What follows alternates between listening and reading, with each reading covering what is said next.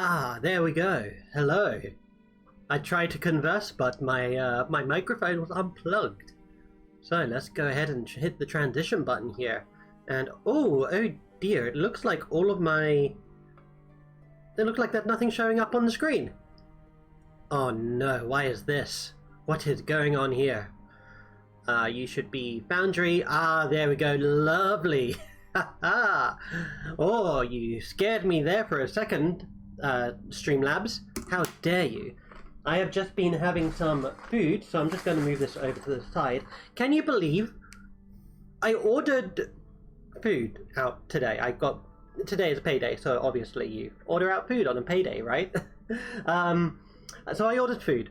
I placed it about, like, let's say maybe, what time is it now? It's 6 o'clock? I placed it maybe about 4 o'clock. Said it would take an hour to come. And I was like, okay, sure, whatever. The delivery app didn't update at all. Eventually, after an hour, the dude knocked at my door and gave me my food. And I'm like, cool, thank you very much. I go upstairs, no drink. And I'm like, what? Why is there no... This is the second time that this has happened. Not from the same place either. But from the same, you know, like, delivery agency. Which is really, really sad. Because I really wanted my drink. I'm really craving some like fizzy drink right now. Or as you call it in America, soda pop. Or do you call it soda pop? Do you just call it soda? I have no idea. Okay. Today, we're actually going to be working on... So I've been thinking about this for the majority of the week. Oh, hello there. Is it showing you the live stuff? Oh, it's showing you the live stuff. There we go. There we go. Not the live stuff, the OneNote. There we go. This is what I want you guys to see. Yeah. Apologies for not streaming last week. I just really wasn't feeling up for streaming at the time. Work had kind of blindsided me a little bit. So that's why there was no stream. I wanted to rest. So that was it. Let me see what I'm working on today. So whenever I'm at work, I actually write, like, you're probably not going to see the lettering on this, but I write like all of that during work whenever I have break. And then, you know, well, just a little bit more at the back here. Because I find that when I'm out and about doing stuff, just like inspiration will just come and hit me, like every now and then. It'll whack me in the side of the face, rather brutally, I might add. And I'm like, holy shit, I need to get this written down as soon as possible. Otherwise I'm going to forget it. So that's what I do. If there is a student who I am helping out who seems to be getting along well, I just let my mind drift toward DnD every now and then. And then I write down anything that comes to mind. And then during break I kind of elaborate on it. Let's go to the big live scene here. Hey, take a look at that. I don't know why. I feel like I always want the top of my head visible, but that kind of leaves not too much of my lower body visible. Oh, the lighting is terrible. Let me try and turn that off. Is that too dark? That might be a little bit too dark. Let me see.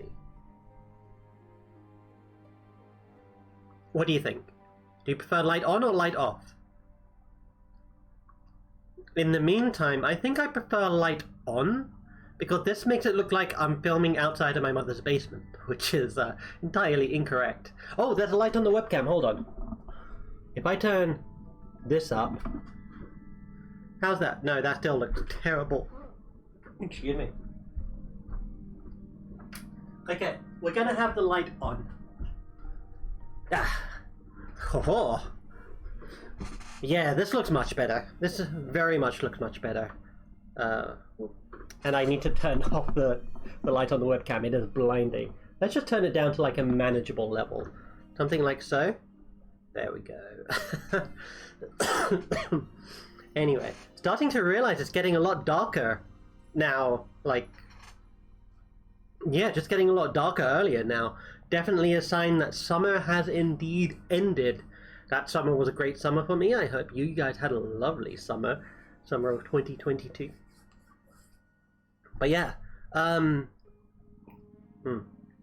make sure you stay hydrated, folks. Let's go and check what we're actually going to be doing today. So, let me take you to my world map. This is my world map. This is Elos. The name of my campaign is Elos. It's part of the world called Winthos, because I love naming things after myself. So, right now, we are focusing a bit on Cinderia here. So Cinderia is this purple country here, and let me show you what I have about Cinderia currently, just as a very brief overview. Should I show you this? I'm going to show you this. It's probably not going to make too much sense, and it looks kind of cluttered. So if I turn, let me see, cancel. Oh, does my OneNote work?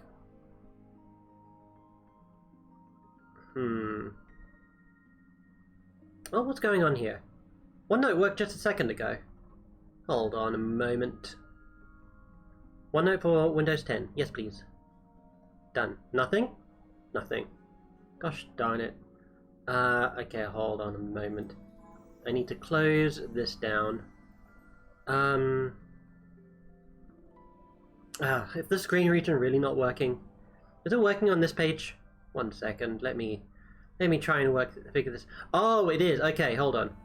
So if I do, okay, let me just copy and paste the screen region here. Oh, this is going to take a second for it to work out. What I want to show you is the internal borders of Cinderia. So Cinderia is a country. I'm not sure if you can read that there, but it says, what does that say? Land of the Virtuous. And what that means is that's just generally the theme of how I want Cinderia to be identified with. Live scene, yeah, let's go ahead and paste. Can we paste? Oh, okay, here we go, that's something. Okay, can we transform fit to screen? There we go, okay.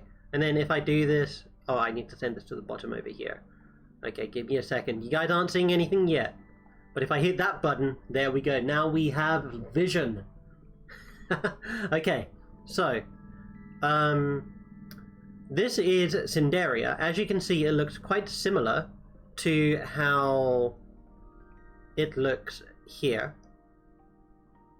So if I do that, and then let's go ahead and do that, you can kind of see the similarities, right? The basic coastal outline is still the same. Oh, you really can't see my cursor here, so let me zoom in a little bit. Is this thing even capturing my cursor? Oh yeah, it is. Okay, so because it's in dark mode, you're not going to really see the highlights that I made while I was still using light mode of OneNote. But here we go. So if I show you this, so this area here, so this area is, what color even is this? Yeah, so we have this reddish area down here, which is Praecipitem. That is the name of basically the duchy.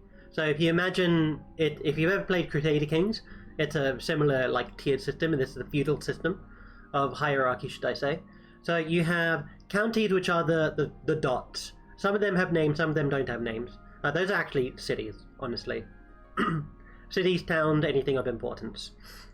Then you have the capital of the area, which is sort of like the central power point. Then you have the duchy, which over here is Praecipitem, which means prudence. And then you have the entire kingdom, which is Cinderia. So up here you have the Duchy of Era. Up here, let me see if we can see that. Where is it? Yeah, Avarata over here. Then we have, going up further, we have Gulia, which is based around temperance. And then we have Ignavum over here, which is probably my favorite sounding duchy in Cinderia, but that represents courage. So each one of these I've named basically after like a corrupt Latin version of whatever the duchy is about. As you can see over here, we have. Well, let me move this across. I really wish middle mouse button worked on OneNote. Here we go. So this is a bit of the naming convention. We have Superbia, Avarata, Luxuria, Invidia, Gulia, Era, Acadia. We haven't used too many of these. We've used some of them, but that's just because I ran out of land to use in Cinderia. And then down here we have a bit more nomenclature. So Legisus, which is Latin for devout, religiosus. We have Ertesque, based on the Latin word for Eretusque, I think. Is that how you pronounce that? I'm not sure. Any Latin speakers, let me know. which is basically means wrath. And then we have Statera, which is Latin for balance. So those are going to be small towns. Legistus is actually a small town in Praecipitem. Over here, you can see it just right over here. Sort of like in the center left of the screen right now. But anyway, that's not what we're working on right now. Well, I guess it kind of is what we're working on right now. We're working on some backstory and history for this place. So, this place is a theocratically run country. It's run by a church, by the Holy See of, not the Holy See, what is it called? The Prelacy of Superbia is what it's called. Superbia being the capital of the entire country, and it's also centered kind of centrally as well. And it's basically like the Vatican City, if the Vatican City were like a, you know, the center of a not an empire, but of a large kingdom. That reminds me, was the Kingdom of God ever a thing historically?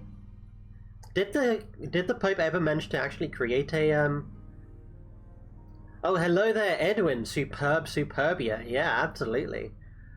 But did, like, the Pope ever historically manage to create the Kingdom of God? I can't remember. You'd have thought that would be a good place to... There was the Holy Roman Empire. Yeah, there was. I know the leader of the Holy Roman Empire was crowned specifically by the Pope, correct? Like, the Pope was like, hey, yeah, dude, you're doing good. Like, I hereby give you consent to be, you know, the Holy Roman Emperor. But yeah, hello there, Edwin. Hope you're having a lovely time in chat. We're going to be doing a little bit of D&D planning. And specifically, let me take a look at my notes here. So, the party in their quests are basically finding the memories of this enemy, I don't know what you call it, infiltrator basically. So this country is at war with a neighboring country. A soldier from that country was sent into this country to try and find a relic of importance to Cinderia. And she just got messed around with. Like, she really didn't get a good shake of things. She arrived in the country, she got attacked by like something completely irrelevant to what she was there for, and then she was captured by the state. So she was attacked by an alien that shattered her memory. The party is currently dealing with that. They confronted the alien and are about to restore their memory, but she was here trying to find this important document. Yes, crowned by the Pope, he was still pretending the Roman Empire was a thing. Ooh, they didn't teach you that in Crusader Kings. I do wish Crusader Kings would go into a bit more detail on it. Pretty much the entirety of my historical knowledge from that era is from Crusader Kings, which is not a bad source necessarily, because all of its start dates are based on actual historic dates. But yeah, definitely not a. I'm not a history buff at all. One of my players is, so I should ask him for, you know, context, and I regularly do. But anyway, the reason why we're working on what we're working on today, and I'll get into that in a second, is the party is trying to fix the memory of this girl of the soldier who went into this country, got captured, and now they've fixed her memory. The memory contains the location of where this holy artifact is, but this holy artifact is heretical to the state of Cinderia. It is heretical to the religion that they have. And it is so, like, antithetical to their preaching and their practices that they basically want to hide it away. If this thing sees the light of day, it can cause an uprising, an upstorm, or is that a good word, upstorm? It will cause a lot of damage if it's released. What is the heresy? Yeah, so the people of Cinderia believe in a thing called Danteism. Basically, they all came from this country called Trishkar, which let me show you on Foundry here. Here we go. So this is Cinderia, the place we're talking about. Trishkar is over here, and they have a lot of history. They basically ruled like the area of the Yellow Kingdom up here, And the tieflings, who are the religious people in, well, I don't want to generalize that much, but there was a group of tieflings who split off from Trishka while they had the Yellow Kingdom under their banner, and they split off and made the land of Cinderia over here, who then later became independent from Trishka itself, and then Highhold up here, the Yellow Kingdom, also became it. In history, things we now see as pretty small differences would be seen as major heresies. Oh, yeah, no, absolutely. I can't think of a specific example, but I know, like, again, going back to Crusader Kings. When I play Crusader Kings, I don't really see, and I don't know too much about this, so I apologize if this comes off as ignorant, but I don't really see the difference too much between, like, Christianity and, like, Lollardism, for instance. I know that, like, a whole bunch of, you know, theocratic texts around it, but I, like, playing the game, I just see Lollardy and I'm like, oh, that's a Christian faith that the Catholics don't like, really. But I think I don't see it that much because I feel like the differences are relatively slight in, like, the modern convention of things, right? But that's just my very basic understanding of it. But yeah, they split off. They didn't like that Trishka was ruled by, like, force and violence and, you know, intrigue, basically. So they split off their territory, and they instead founded their kingdom on the principles of honesty. So that's kind of like the central basis of their religion. They are very honest, and they also believe in the idea of physical sacrifices lead to spiritual rewards. So there might be a ritual where you, like, sever a finger, and that is meant to be like a mark that you're, like, you know, getting closer towards the afterlife or spiritual ascension. This heresy now comes in, and let me see. So this heresy is called Euralianism. And Urael was once a saint in this religion in the kingdom of Cinderia, and he basically went to the afterlife. He went to the Danteist afterlife called Anthareve, and he came back afterwards. And in Danteism, that's not allowed. Like, if you come back from Anthareve, then that means that you're, like... So Anthareve is like this realm of perfect forms, basically. It is like everything there is perfect. Nothing about it is, you know, corruptible at all. But the world itself is corruptible. So when you die and you believe in this faith, you basically go into a little waiting room for a little bit of time, and then you go to Anthareve. And once you're there, no resurrection magic can release you, unless you have, like, divine providence. But because Urael died, went through the process of getting into Anthareve, and then went into Anthareve, and then came back, that is a huge no-go for the prelacy of Cinderia. And if it comes to light that Saint Urael was someone who actually did this, and, like, they found his book, his scriptures, his, what did I call it? I can't remember exactly what I called the book. But if this comes to light, then that'll cause a lot of issues with Cinderia. For example, in the Netherlands and Germany, the Anabaptists, who believed you should not be baptized as a baby, but after you had read the Bible, was seen as a heresy. Most Anabaptists started as Catholics, baptized as infants, then having a second baptism to become Anabaptists. The punishment for being an Anabaptist was drowning, mockingly called the third baptism. Oh my. People were quite, I don't know, I don't want to say people were very judgmental back then. What I more want to say is history hasn't been kind to, well, deviancy really at all, in any form it seems. Whenever anyone deviates from the norm historically, they face a lot of oppression.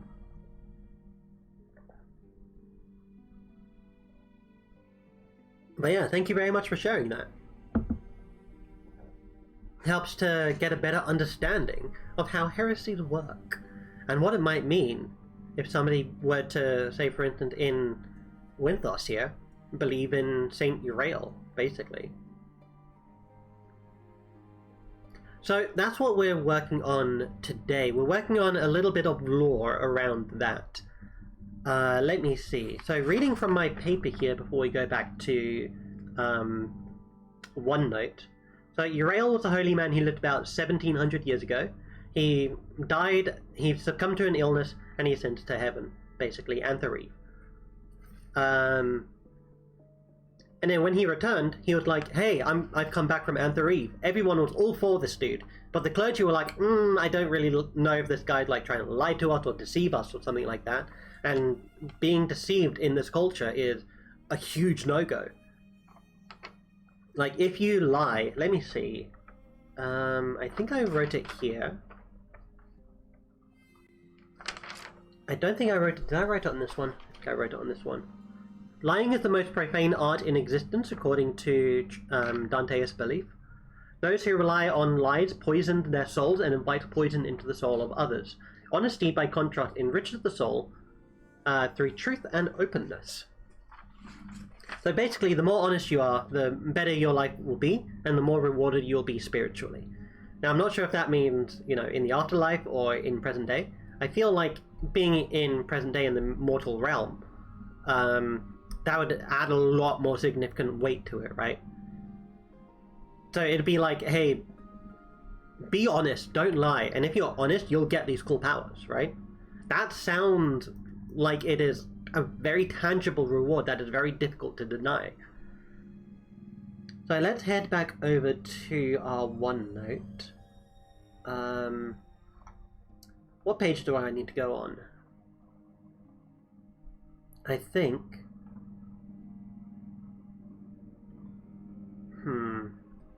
Did I write it on here? Okay, let's go to the page that we have on Danteism. Ecclesia of Dante, Tiefling Religion. Here we go. Let's go to... Oh, there we go. Let's go to this. So, here we have the Tiefling Religion. I need to change this to be Danteist.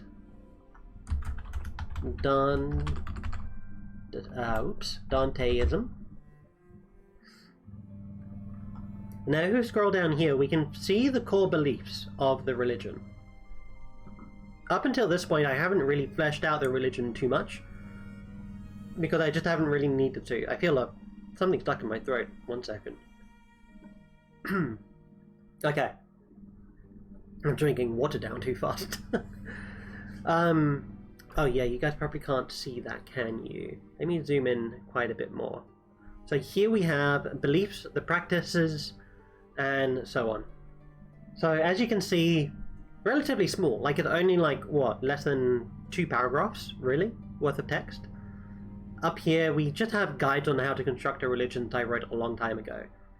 And I don't think we need to focus on this too much. We just need to focus on the core beliefs right now.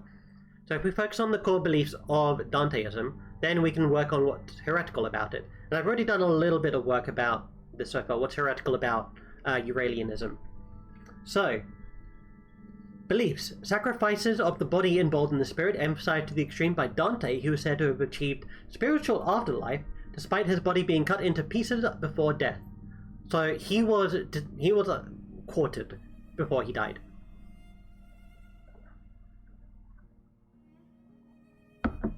And since people believe that he went to Anthareve afterwards, they view that, hey, he went to Anthareve because being quartered is the holiest way to go, right? Ah, that's interesting, actually. So, when it comes to punishing criminals, how would they punish criminals? Would they quarter them? Do they think that is an honest... Do they think that's a good way to treat your criminals? To have them do the same thing that basically their prophet had happened to them?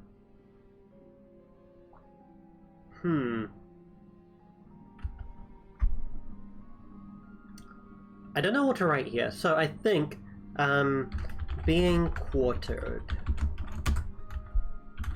Dante was quartered as with... Dante was quartered, so this... here, let's do... Instead of punishing criminals, let's just do punishments. Corporal punishment? Corporal punishments. Being quartered. Dante was quartered, so this form of execution is held in high religious regard. Okay, so I would imagine that this would be something that like kings and queens would have happen to them. Except that no kings and queens in Cinderia, it's all priests and clergy. There are nobility who are basically old rich money. So, this is how, let me see, this is how, what? Influential people are not killed, but are, this is how the bodies of influential people, are, I don't know, what's the word here? I swear I'm an English teacher and I don't know the word for this thing. It happens to the best of us, guys. Not to say I'm the best at anything at all, but I try my best. That's all that matters. Let's see. This is how the bodies of influential people are, I don't want to say disposed, are honored. There we go.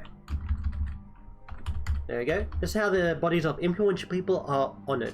So, influential people get their bodies quartered. So if they're like, say, a high priest, they would have their bodies quartered. If they're like a person of extreme cultural significance, then they'd be quartered as well. Being quartered kind of guarantees that you'll go into the afterlife.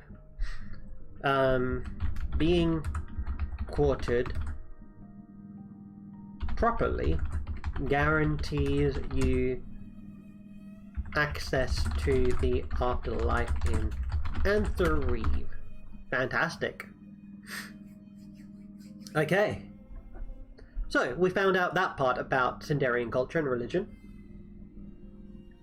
What else can we get from these core beliefs?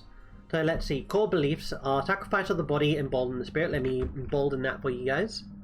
Let me also underline it so it looks a bit better on stream. Underline. Physical actions have spiritual effects. Oops. I need to... After this person was quartered, what happened to his body? That's a good question. I always just leave it as his body basically was lost to history at the time. So, like, various parts of him might come up in, say, like, a noble's reliquary or something like that. Or somebody would unearth, like, a part of, let's say, a previous owner's domicile. Or, like, let's say somebody owned his left finger, or whatever. Like his left pinky. I feel like a lot of people would have scavenged immediately after the body was killed. A lot of people would have come by to pay homage to to Dante. And people would have literally taken their body. I imagine that the Trishkarians, who are basically power-hungry brutes, would have just left the body bits out into the wild. So yeah, that's a very good question. Thank you very much for answering that. For asking that. Let's see. So, after Dante's death, his remains were left in the field.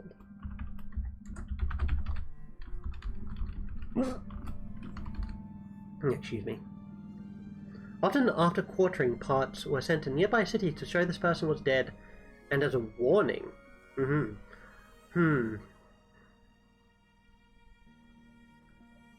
I'm thinking. I feel like the ruler of Trishkar at the time would probably have taken a part of the body, because this person would have been extremely influential. They would have had probably the most success influencing a culture group within Trishkar than anyone else had had so far. So to have a part of this person on display, perhaps even the head of this person, would definitely be a very valid warning sign. His remains were... Where would it have been... I don't believe they would have founded their own place yet. I feel like after this is when they would have gone out to their exodus and founded Cinderia. Before that, they would have been in Trishkar at this point. So let me go back to Foundry just to add a little bit of visual aid here. So let's say that this happened like around here. So this place here is the capital. This is Glauni, or Główna. I based most of these names on Polish names, but then I realized that I don't know how to pronounce anything Polish. So that was a little silly of me. But let's say it happened around here, right? There would have been a minority culture of well, not necessarily even a minority. I mean, tieflings back then would definitely have been a minority before they banded together. And they probably would have been scattered throughout Trishkar, honestly. So people would have come by from all over Trishkar, which includes Highhold up here, and banded underneath the banner of this guy, of this Dante guy. I do know that there was once a tiefling lord up here. So you see what this purple line is? Everything to, well, where this river is more accurately. Everything to the west of that river used to belong to Trishkar before Highhold took it over. Highhold have currently occupied it right now. So they consider it part of their territory. But when this place was still a part of Trishkar about 1700 years ago, there was a tiefling noble, and I'm not sure where exactly I wrote it.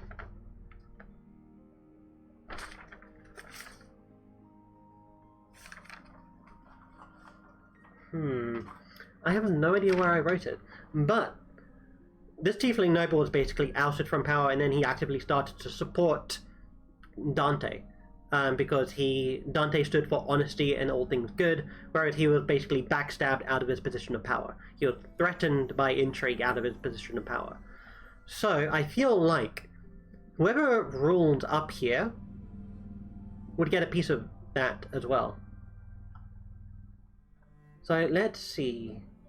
I'm gonna head back to OneNote here. His remains were either left afield or distributed as a show of power, or the show of force to his supporters. There we go, you can't really see that because my camera's in the way. Well, and chat's also in the way a bit. Let me minimize that. Does that make it, that does make it a little better. Okay. So you may have seen a few references here and there. If you're paying close attention, you may be seeing a few strange things on the screen written. There's one massive secret about Danteism, which I haven't actually told anybody. Not out aloud at all. I haven't told any of my players. And one of my players is usually in chat at the time. Oh, seems like he's not in right now, so I feel safe saying this. He has a memory of a goldfish anyway, so I'm fine telling him, because I know he won't spoil or use it to his advantage. But the entirety of this religion is actually a facade, basically. So what happens is, in my realm, there are sort of like these demons, these incubi and succubi that basically became more human. They became humanized in history, like a really long time ago, before written history. And they basically have now separated themselves from their true ancestors, the lower plane incubi and succubi that we would all come to know. But they're like hugely subjugated, so they hide all the time, and nobody really knows where to find them. So the queen of the succubus, the entity from the deep, from the abyss, was like, okay, there's the splinter group of incubi succubi that I need to subjugate and prove that I am the lord over them. So I'm going to go to the material realm. I'm going to institute this religion. I'm going to get people to worship this religion in an attempt to draw in all of the what I call concubi, to draw in all of the concubi from the material plane under one banner. Place where they can all be free, where they can all be accepted and everything.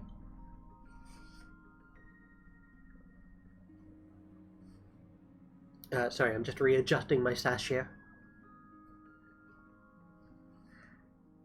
Yeah, where they can be free and, you know, not fear, you know, being basically lynched for being demons. All for her to, like, regain power over these people.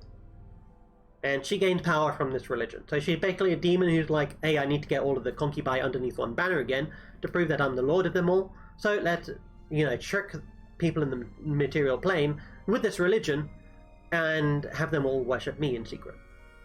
Some wealthy families might maintain multiple mausoleums in cities that, according to legend, Dante's body parts were sent to. So after death, the body can be spread the same way.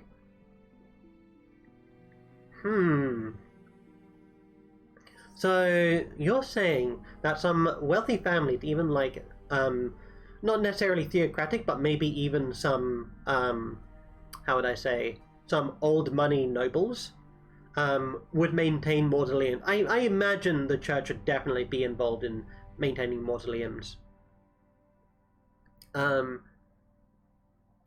legend said that these body parts of Dante are held. So people want to be entombed in this mausoleum to basically be closer to the holiest person they've ever known. That makes a lot of sense.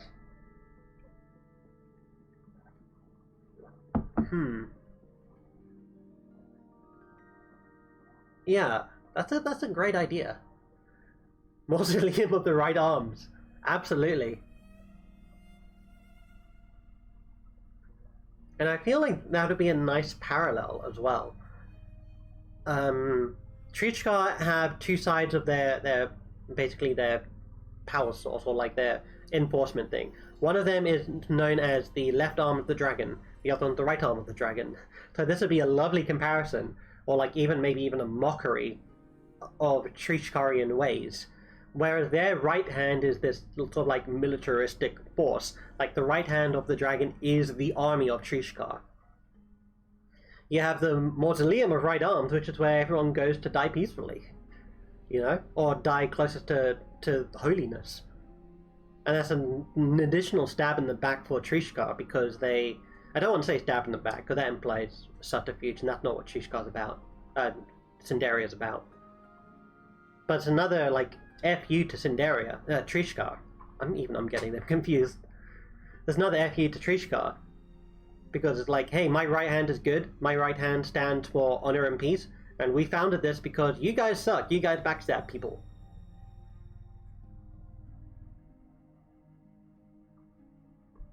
Alright, let's also bolden and underline this, and let's bolden and underline this. But yeah, those are lovely suggestions. Thank you, Edwin.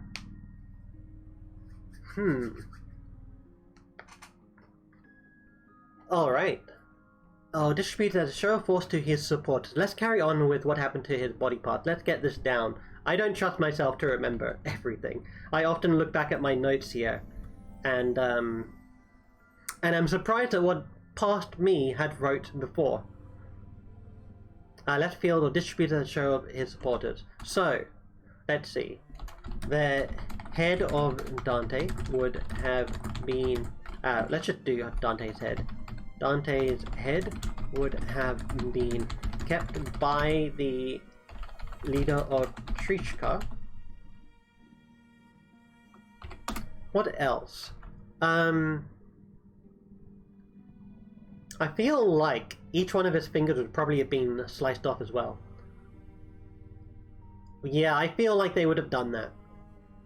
Maybe they would have even started with the fingers to make it more excruciating for Dante. Let's see. Finger bone of Dante was sent to... Would it be a finger bone? I don't know. That Tiefling Lord. Let me see.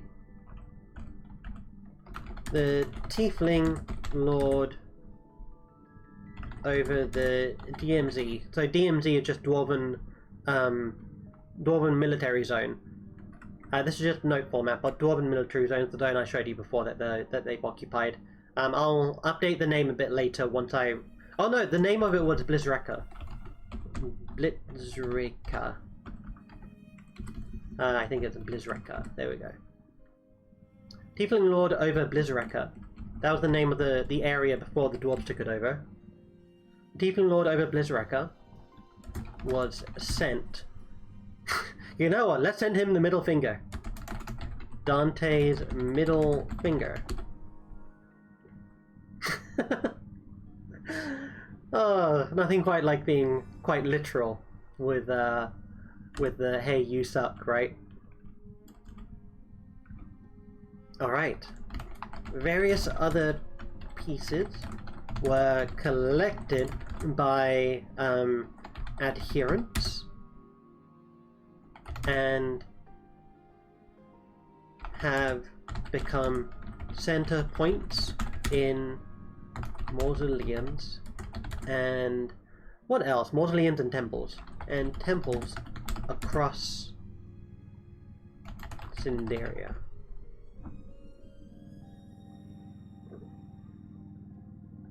Do we reckon that these digits, these, like, you know, quartered parts of this individual Dante, do we reckon that they should have actual, like, effects on them? Like, should they be actual magic items with abilities and such? Or artifact even? I feel like they'd definitely be artifacts. Each part are artifacts in their own right. Alright, cool. So, there are probably also plenty of false pieces in circulation, for sure. For certain. Could you imagine the what's the word? The punishment that you would get if you were caught lying about selling a piece of, you know, the Holy Dante? With their, like, you know, absolute despising of lies and deceit, to lie about something that big, that would get... I don't even know what the best punishment would be. You know, I actually think I know what they would use to punish... Excuse me. I think I know what they would use to punish and execute, you know, the most heinous of criminals. They would burn them.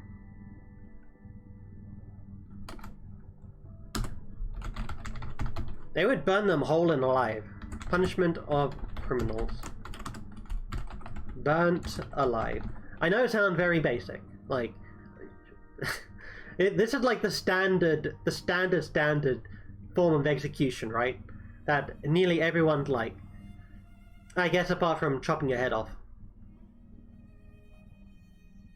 Actually, maybe it's not as standard as I thought.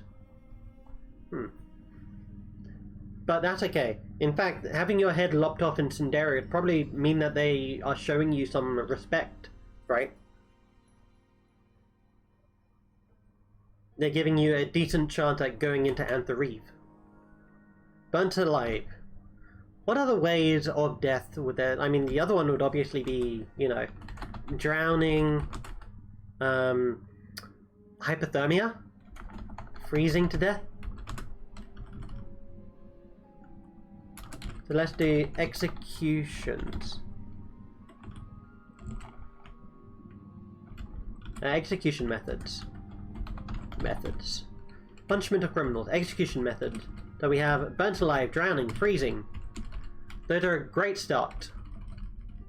Let's leave that for now and let's head on over to something else up here. So, we have sacrifices of the body embolden the spirit. What kind of mechanical effect can we give? Let's say a player wants to go through this. A player creates a character who is, you know, a Danteist. What benefit would they get by, like, cutting off their finger through the holy ceremony?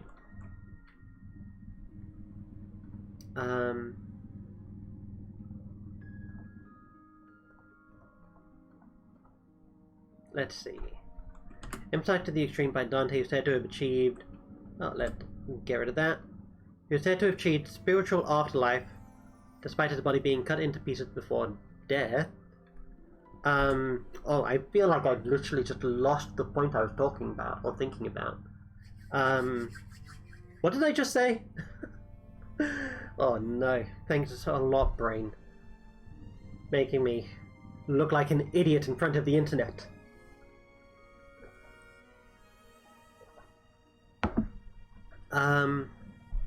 Oh yes, what's the physical, like, what's the reward that you'd get for going through these rituals? Dismemberment is only holy if it is only, what is it, recognized. Let's say holy dismemberment. Holy dismemberment is only recognized if done through the proper, what's the word, the proper rites? Through the proper rites. So if you, let's say you're just like, you're in your kitchen one day and you chop off your finger. That's not gonna cut it, man. I mean, it literally will, but you know what I mean, right? You need to actually, like, get your finger cut off in the kitchen by a priest. Only a priest can give you a holy dismemberment. Oh no, what is this? What is this insanity that we've come across? Oh man. Okay. So let's see. I'm gonna zoom out here. So yeah, we have vows and blessings part over here. This is something I wrote before, but we can give this a review. So we have just general vows of abstinence, fight by faith, holy nimbus, and vow of chastity. Those are pretty simple stuff. The idea behind the vow of chastity is if you, let me see. Physical actions have spiritual effects. How would that work? How would chastity work when it comes to physical actions have spiritual effects? Actually, I don't think we need to worry too much about that. So yeah, let's go ahead and get rid of that. I believe what I did was I took this from 3.5's Book of Exalted Deeds, the module there. So I was looking for inspiration for this, and I went to that book to try and find some things that we could steal. And I think it came up with these options. So let's take a look at vow of abstinence. You vowed never to partake in alcohol, intoxicants, or narcotic drugs to keep your mind and body free of impurities. While you maintain this vow, you have advantage on saving throws made to resist poisons and their effects. That sounds mild, doesn't it? Let's make it bigger. You are immune to poison.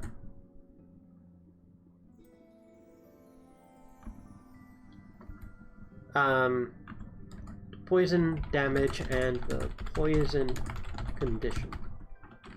One thing that grinds my gears with the wording on poison immunity is it just said, you're immune to poison. Does that mean, what does that mean? Does that mean you're immune to poison damage? Are you immune to poison the condition? Or are you immune to both, right? It's a bit unclear. So I'm gonna specify that. Let's go ahead and give this heading, not heading 1, it's what, heading 2? Yeah, there we go. Okay, so you are immune to poison damage and the poison condition. What else? Maybe give them advantage on or proficiency in constitution saves? Or something like that? Maybe just a flat increase to constitution? Let's go ahead and do that. Your constitution modifier increases by 1. I'm writing this as if it's going to be something that's being given to a player. I mean, it can absolutely be given to a player, but I think we're designing this more from a world-building perspective rather than being intended to use by players, right? We just want to establish what these things will do in the world.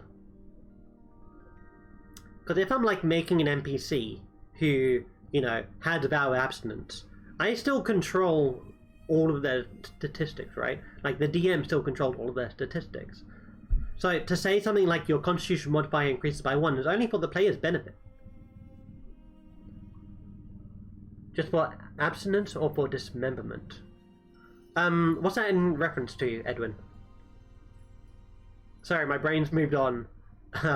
My brain's moving a bit too fast. But yeah, could you remind me what that's in relation to?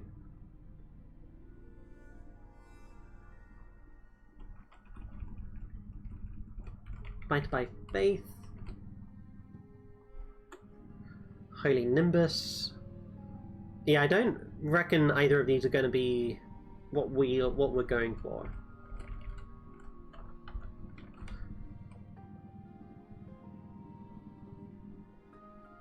You vowed never to partake in alcohol in... let's just say you have vowed a vow of abstinence. You have vowed a vow... You have vowed to adhere to the principles of abstinence. Vow to adhere to the principles of abstinence. This can take the form of avoiding alcohol, of avoiding any of the hedonic pleasures in life, such as booze. What if you fail to maintain your vow? Yeah, if you fail to maintain your vow, then these will be stricken from you. At the moment, I don't necessarily see it necessary to make it anything better or worse than that. Or like anything bigger than that.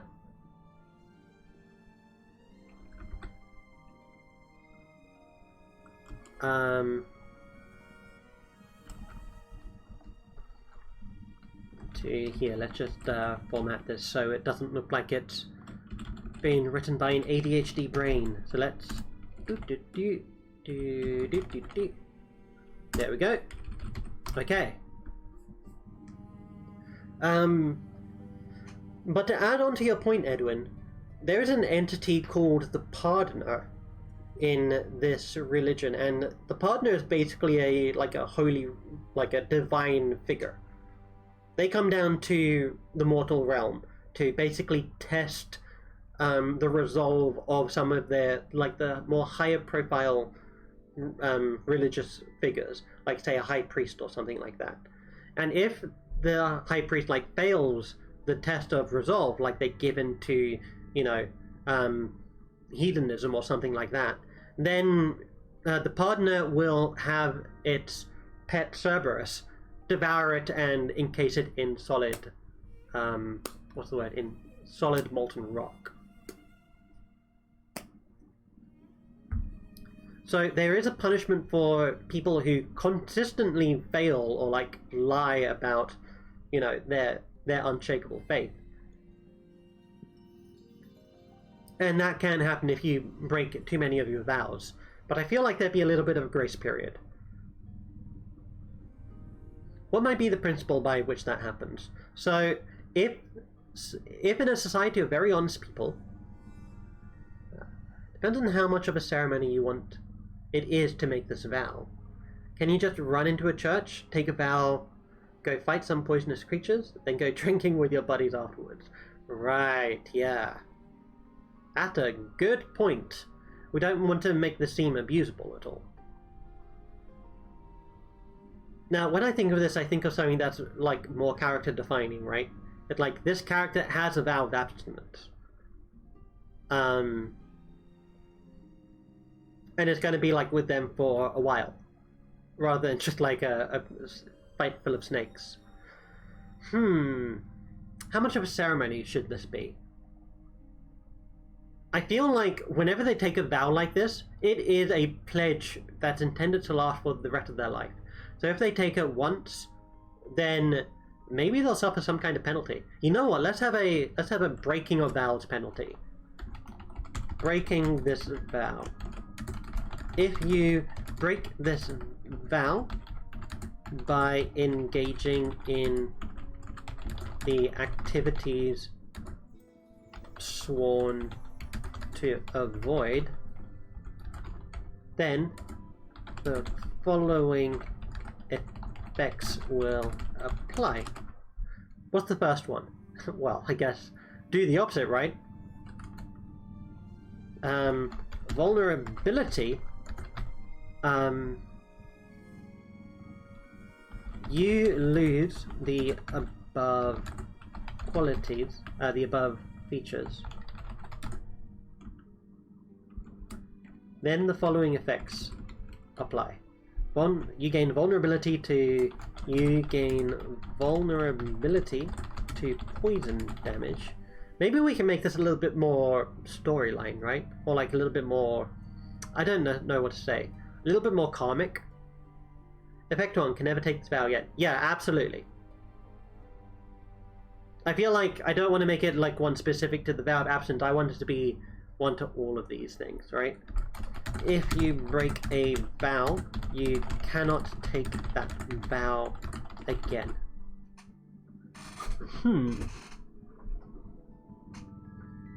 There might be a certain repentance thing to it, because the culture is big on honesty. Without going through the rite of repentance. There you go. Hey, I spelled it right. First go. Let's go. You gain vulnerability to poison damage.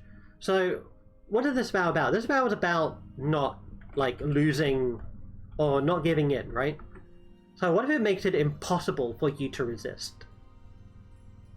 So how do we say that? You automatically fail saving throws, but what type of saving throws? Wisdom comes to mind.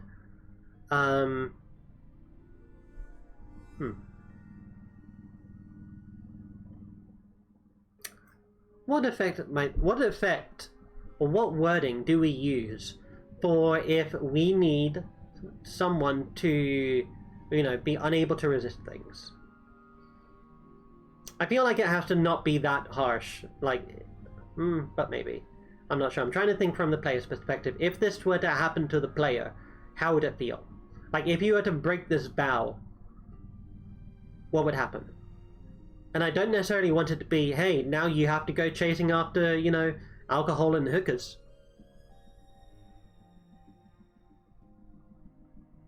Because that just takes away player agency.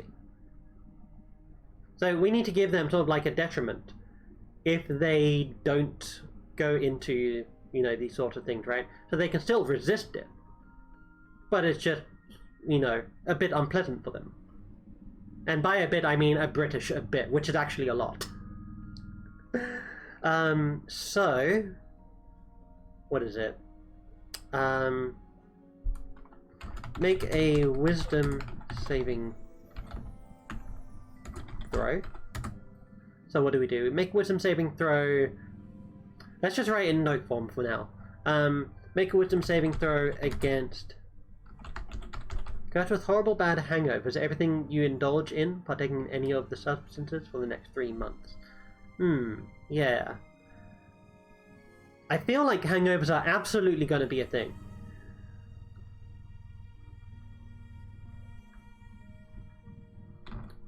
I feel like I need a reference for this though.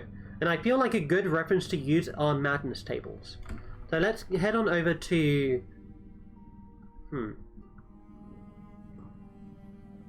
Let's go ahead and take a look at some of the DMG's madness options. If I can remember where to find them. This would just be for some inspiration. But I feel like we're going to go with this headache idea. Maybe it's sort of like a sign that you are affected by the curse, right? And then the curse has additional side effects afterwards. But once you know that the vow has been resolved, like you've taken the rite of repentance, and the headache goes away, that means that's kind of like a tell, being like, hey, you're fixed, kind of. Let me see. Would it be under tables? I think it might be under tables here. I'm just going to take a look for this first, and then when I find it, I'll bring it up on the screen. Madness. Ah, okay, here we go.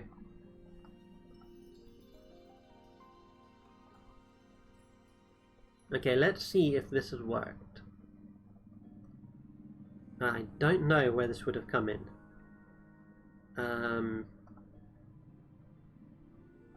Not downtime activities. Where did it go? I hold tables, here we go. Tables. Okay, so let's go back over to Foundry. Oh. And here we have indefinite madnesses. Oh, you probably can't see that, can you? Because it's a bit too small. Sadly, I can't quite zoom in. There's no way to, like, zoom in properly, is there? No, it doesn't look like it. But anyway, the first option is being drunk keeps me sane, which sounds appropriate. I keep whatever I find. I try to become more like someone else I know. I must bend the truth, exaggerating or outright lie. So these are personality, like, flaws, right? They last until they're cured. So that's for indefinite madness. Throws you full screen on 42-inch monitor. Can read. Oh, you can read it?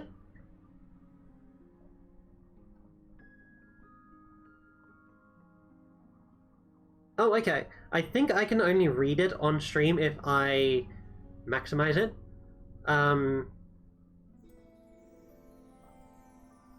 One second. Okay, sorry, I need to get myself sorted out here. Then we have short-term madness. Retreat into their own mind, it becomes paralyzed. The effect ends if the character takes any damage. But that lasts for 1d10 minutes, right? That's not much to go on. We want something more like an indefinite madness. Discovered that I really like killing people. Great, great, what a wonderful madness to have. I find it so hilarious when something's just so blunt like that. Here, let me do it like this so that there's you have the both of them on the screen. Doop. Doop. There we go. Sure. That is fine. I don't even know what I'm thinking with this. What I'm trying to think of is you are it's harder for you to resist things. So if you'd be tempted by something, make a wisdom save. Then, if you fail that wisdom save, you have to indulge in it, right? Or if you try to resist something. I don't like that either. I think we should put this vow of abstinence on hold for now.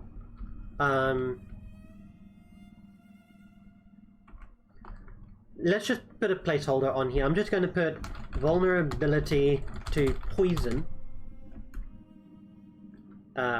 Vulnerability to poison. I know you can't see me typing right now. I'm giving you guys a chance to read what's on screen here. Vulnerability to poison. Disadvantage on poison saves. Let's say automatically fail saves against poison.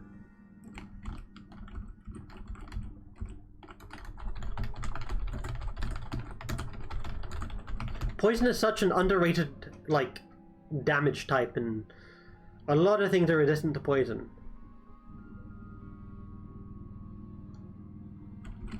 Against poison and being poisoned.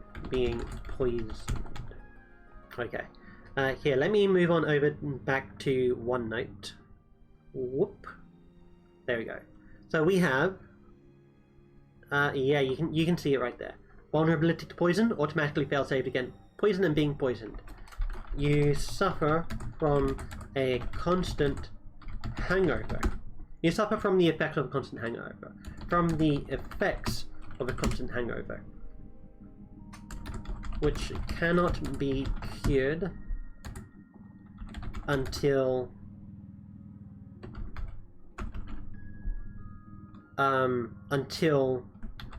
you've undergone the rite of repentance. A priest might be able to lift a vow. Some Crusader knights took vows of chastity that included getting married and sexual activities.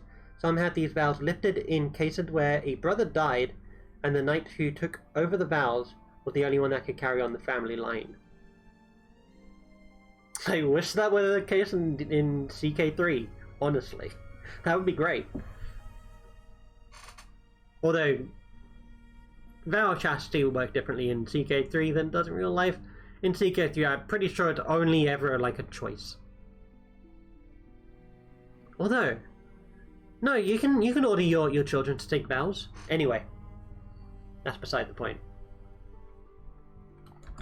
Or until a priest lifts this curse from you. If you break this vow by engaging in the activities sworn to you've sworn to avoid, you lose the above features and are cursed. And are cursed. You gain the following effects.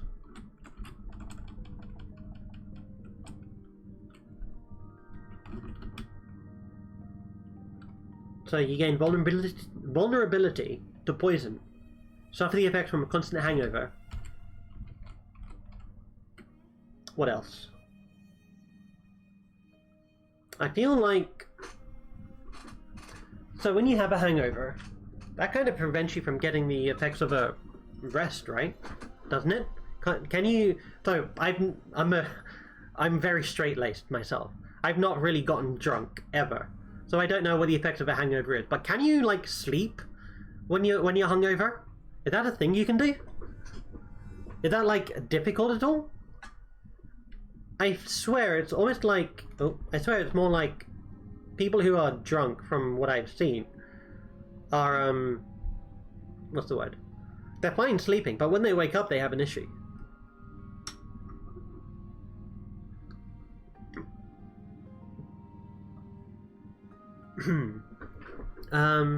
Automatically fails saves against poison and being poisoned.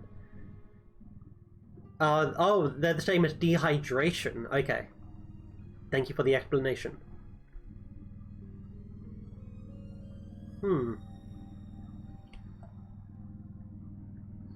So, what would that mean? I mean, that means you're just thirsty, right? Also, the pounding headache. What does the pounding headache do? Maybe it'll give you a disadvantage on intelligence saves.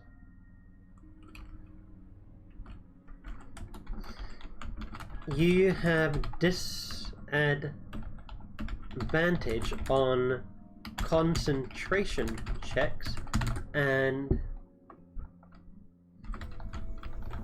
intelligence and wisdom saving throws. That's pretty harsh, isn't it? Like, this sounds like a pretty harsh penalty. Like, you gain vulnerability to poison. As the liver uses a lot of water to get rid of the alcohol from your body, one of the reasons why drinking a lot of water makes you pee so much. A lot of beer makes you pee so much. Pee so much. Not peer. Whatever. Yeah, okay. Makes total sense. I appreciate the lessons you are teaching me, wise Edwin. Would there be a duration to the penalties? So right now the penalties in this current date are until you've gone through the rite, which makes me think I should lessen the penalties, right? I think right now what we're doing is we're listing the penalties that sound like they can reasonably work, and then we'll tone it down from there. So let's do, you have disadvantage on concentration checks. You have disadvantage on intelligence checks and wisdom saving throws. This way, now that we've arranged it like this, we can just easily cross one out if we don't want it anymore, right? So which one of these seems more appropriate? Vulnerability to poison and failed save against poison being poisoned? What if the abstinence that you vowed was not towards alcohol? What if it was towards... I know this is a silly example, but what if it was towards chocolate, right? You know what, actually? Why don't we just make it that you are poisoned until you get it cured? Priests of your faith instinctively know you are a vow breaker. I'm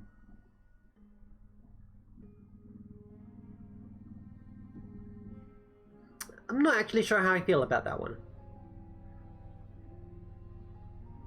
I can see it working, but I'm not sure if I want to go down that route. Not sure I like the idea that it's going to be an instinctive thing that priests are aware of. I feel like it's going to be all, you know, through the way that you behave and the way that you act. But that's a good thing to keep in mind. That's an option definitely on the table. So here, let's go ahead and add another one here. You are poisoned.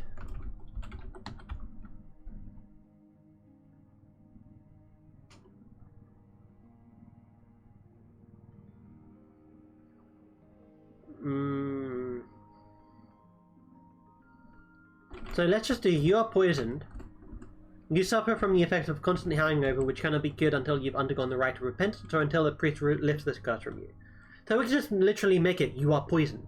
Poisoned is a pretty bad thing to have on you constantly. So what else?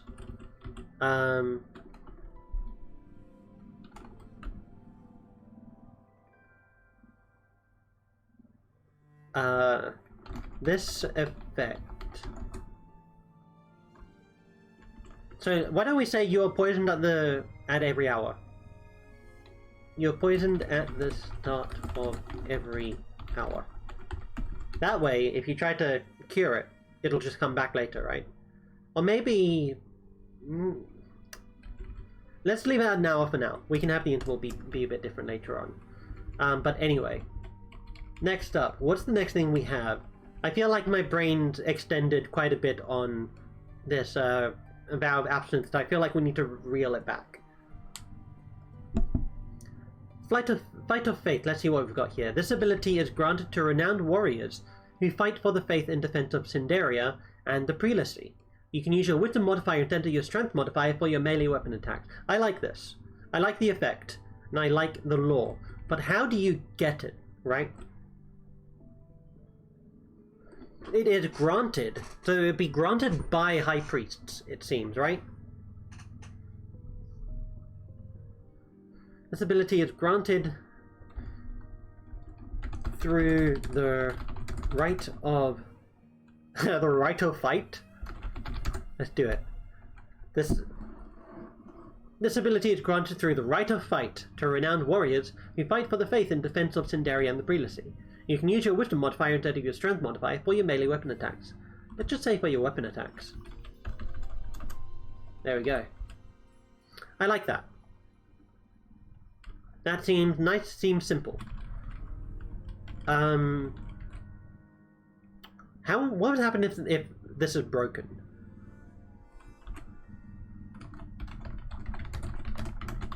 It's also not really a vow, but we'll work on this once we've gotten this part typed out.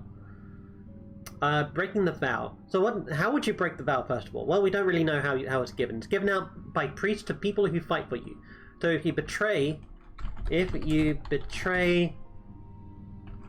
Cinderia, if you betray the people of Cinderia or the prelacy, let's do it more specifically, the prelacy.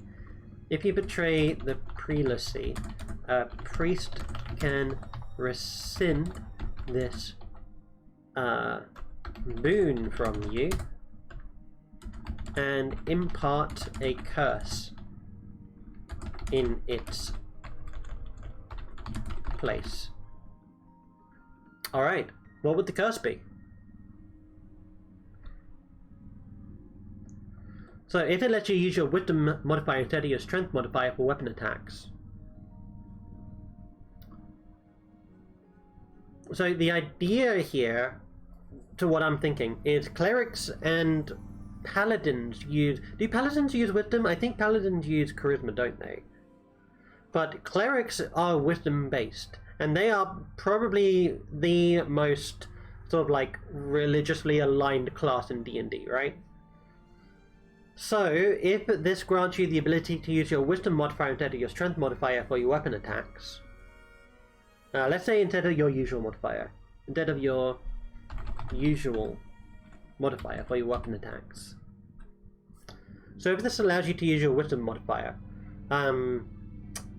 what would be taken away from you? Maybe a penalty to wisdom, right?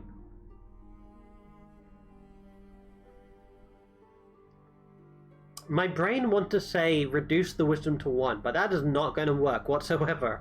That is a terrible, terrible, terrible idea. What would a wisdom curse be like? If you cast Hex on someone and target their wisdom, that just gives you disadvantage on wisdom ability checks.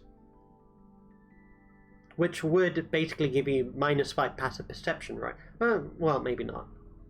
Because passive perception isn't a check.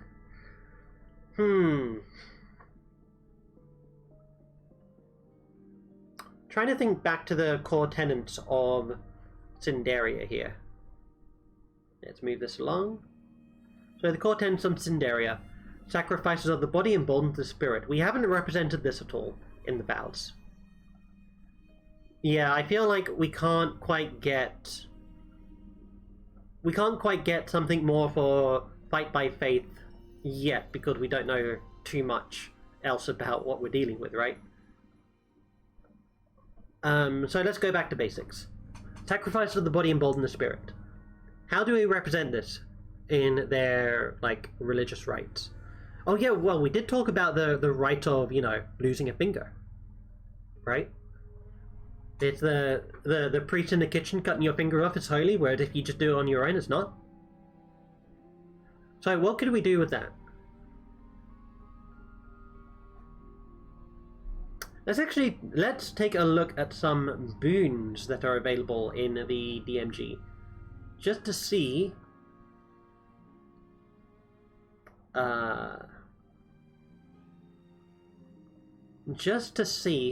what they have.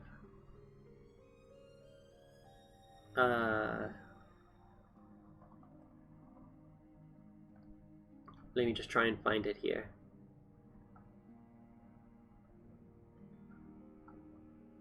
Oh, it's not showing up in my list, huh? Okay.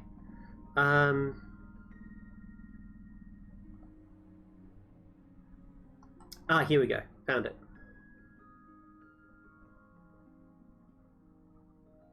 So,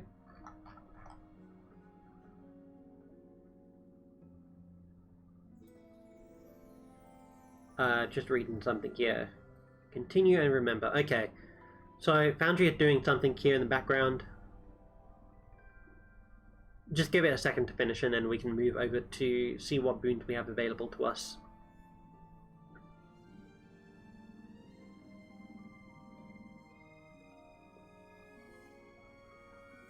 Okay, here we go.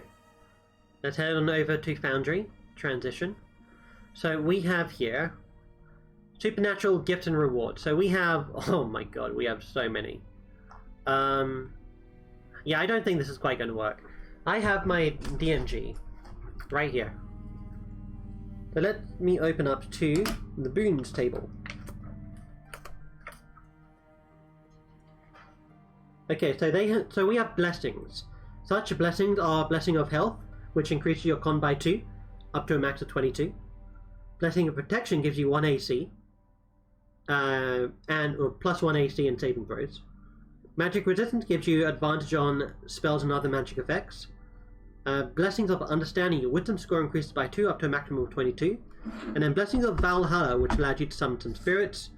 Also gives you like a weapon enhancement and a boon of wound closure. So, taking a look at this, I feel like if we go back to Fight by Faith, if you break this faith, then you get a -1 to your attack rolls. So we can do Curse. Your attack rolls have a -1 penalty to them. Sure, let's just leave that like it is for now.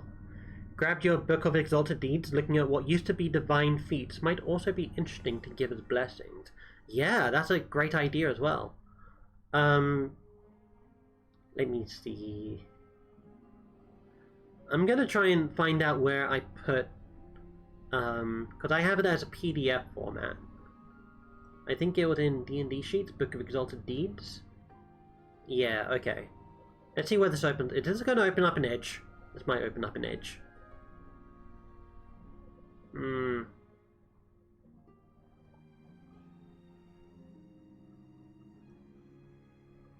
Okay, I need to hide some personal information here. Browse as guest. There we go. Browsing as guest. Fantastic. Can you open up the tab that I just closed? Here, let's put this in. I don't think that worked. Oh no, it did. Okay, hold on. We'll close this. Do this. Here we go. Warning, this content is intended for mature audiences only. Okay, let's go ahead and get a window capture up. What is this? This is... nope, not that one. Book of Exalted Deeds. Here we go.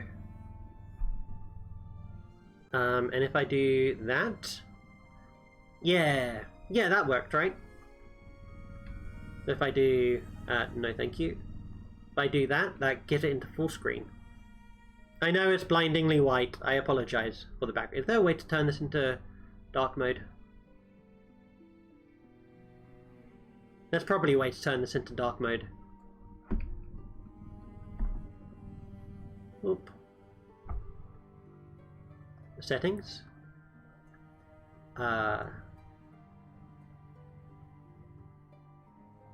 No, okay.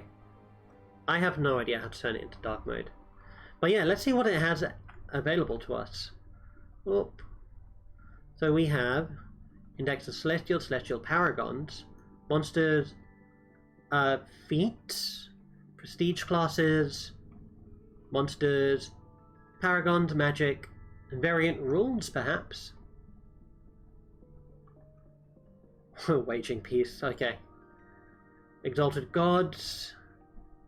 I laugh at that because normally you'd expect it to be waging war, but waging peace is a pretty cool way to put that. Sidebars. Let's go feat. Oh, here we go. We got some feats. It's on page 4. Oh no, it's on page 39. Okay, so let's scroll down to page 39. Is there a way to... Ah, here we go. Let's do 39. Here you go. We have exalted feats here. Aura of good. A character with at least one exalted feat radiates an aura of good, as if she were a paladin of a cleric of a good deity. You need to be a good aligned character of 3rd level. Benefit. Choose an item you own. Item must be masterwork quality and must be an item that once belonged to a member of your family. Alternatively, the item may have belonged to another person to whom you are somehow connected, such as another member of your religious order. Man, the way the wording has changed since 3.5 is incredible. At any time you may retreat to a consecrated or hallowed location, spend time in prayer.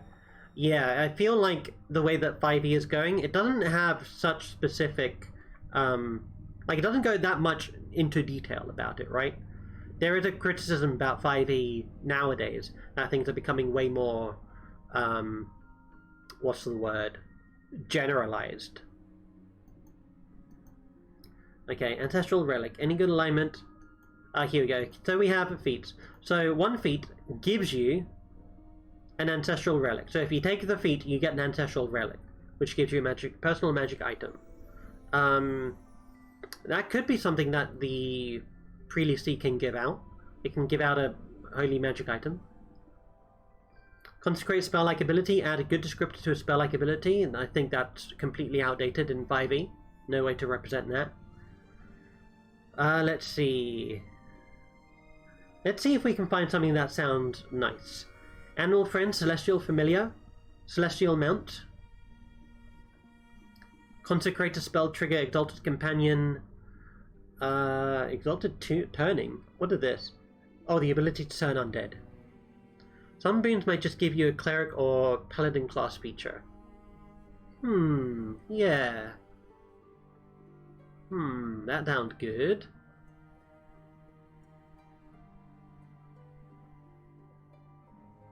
Fist of the Heavens, Favored Companions. We're going to take a look through here to see if there is any inspiration. Gift of Grace. Hands of a Healer. Holy Radiance, Stigmata. Heal others' wounds by taking con damage. I would imagine that'd be like lower your maximum HP and heal someone else. That could be interesting. Can give you a feature that allows you to do that. What would that be a part of though? It definitely wouldn't be a part of Fight by Faith or Vow of Abstinence for sure. Whoop. Man, you can see the difference in how bright this is just based on... like, look at this. This is me looking at OneNote. And then, oh my goodness. I exaggerated that, but it really does feel like I'm, you know, now staring at the surface of the sun. Oh, look. Vow of Abstinence. I knew I got them from here. Sacred Vow. +4 perfection bonus on fortify saves against poison and drugs. So that would basically be you have advantage on constitution saves against poison in 5e. That doesn't sound too good. Hands of the Healer sound like it would give you the Paladin's Lay on Hand class feature. You're absolutely right.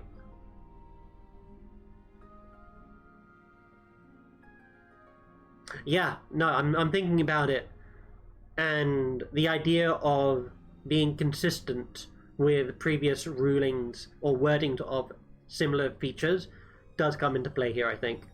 So I feel like it would absolutely be Lay on Hands. Vow of Chastity, bonus on will saves against charms and phantasms. So that gives you advantage on checks and saves against being charmed. Vow of Non-Violence, Vow of Peace, Obedience, Poverty, Purity. Poverty actually gives you bonuses to AC, ability scores, and saves, apparently. That sounds pretty good. I'm not sure how it worked in 3.5, but that sounds pretty cool. What else do we have here? Oh, they have meta magics in here. Cool. Oh, were meta magics not a sorcerer thing in 3.5? Were they just a thing that you could do in general? Exalted Feats. Natural Weapon, Sanctify Weapon, Servant of the Heavens. +1 on any one luck roll. On any roll or ability check. Ooh, that's something we haven't done. So we could just have it be, you gain, what is it? It's the Stone of Good Luck, right? We can give them the abilities of a Stone of Good Luck as one of our features. So here's what I'm going to do. I'm going to return back to OneNote. How do I go back to OneNote? There we go. And we're going to write out some holy boon ideas. So if we do this, holy boon ideas. So we have +1 to all saves, which I think that's what the Stone of Good Luck does. We have advantage against charmed. What else is there? Oh yeah, we have give them Paladin's Lay on Hands. Grant Paladin's Lay on Hand, and what this would do for a Paladin is it will just give him a larger pool. Larger pool for Paladins. In 3.5, it halves your it has bonuses to AC, attack damage, and save. Oh man, my eyesight is messing up here from staring at that white screen. Oh, it gives. Sorry. It gives bonuses to AC, attack damage, and save, but you're not allowed to use... You're not allowed to own more than one non-magical armor and one non-magic weapon. The feat gave you the same bonuses as you were expected to get from magic items from your level. Okay. So it just gave you what the game expected you to have at that level, it seems. And also gives you bonuses to AC, damage saves, attack damage and saves. I'm interested in what you mean by you are not allowed to own more than one non-magical armor and one non-magic weapon. Is that like a thing specific to that feat, or was that like a general rule in 3.5?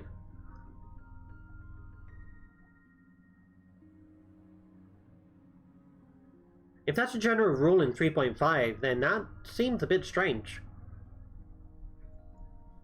But what's for the for the vow? Oh, right, yeah, no, totally makes sense. Okay. Yeah, of course it was for the vow of poverty. I forgot that it was associated with that. Oh my goodness. Alright, so grants paladins lay on hands. Let's go back to the Book of Exalted Deed and see if there's anything else we can add. Whoop, whoop, whoop. Ancestral relic. Oh, and then this just goes into some detail about each thing. So I'm going to scroll down. We get some lovely artwork here. Scroll down even further. Some more lovely artwork. Oh, is that the how they display Sigmata? I know the image isn't very high resolution. Interesting.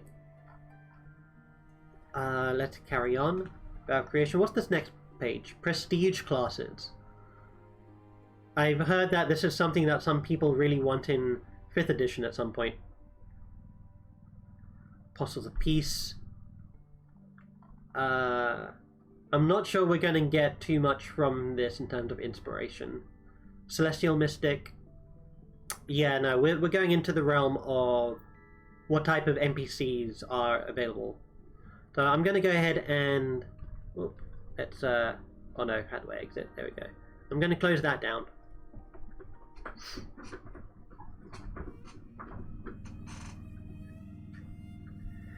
And yeah, I feel like my brain is starting to slow down, so this might be where we're going to start wrapping down the stream. My brain tends to work in short bursts, sadly. So it doesn't make it... it means that I can't really do like really long D&D streams. But the more we do these streams, the more we'll, you know, build up our endurance. There we go.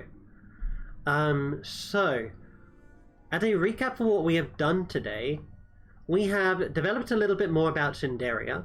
We have done a bit of work on what it means to be a Danteist. If I go back to... Oh, come on. There we go. If I go back to here. We've worked a bit on the vows and blessings. So these are the physical manifestations of, you know, being allied to Dante. Not to Dante, but to Danteism. We have worked a little bit more on the background to what happened to Dante's body. And we've also talked a bit about what it means to be Danteist in general. So we've kind of expanded a little bit on the idea that, hey, these people are like extremely honest people. And yeah. Oh, I guess one thing that we should do before we finish is we should talk about how the heresy here differs from it, right? So I alluded to this a little bit earlier on in the stream. I think I might have actually said it outright. But well, let's head back to Foundry here. But Uriel came back from the afterlife, and people were like, this is a good idea. We don't know if this guy is good, if he's like telling the truth. If he's really a holy person, then he must be telling the truth. But nobody comes back from Anther Reeve. It's a paradise, right? If it's like the ultimate paradise, nobody would ever want to leave. So why the heck has this person come back here? Something's not right here. This guy is lying to us. That's what they think. I did also want to try and work out what the... there we go. It's called the Anthology of Saint Uriel. and it basically tells everyone like the story that he expressed. Where might that remain in Cinderia, right? Where might that be? Because I want it to be somewhere in Cinderia. Let's go to the big Cinderian map. So if we go back to our OneNote here, and then we go over to Cinderia, countries, no, it's in regions. Yeah, here we go, this is it. So,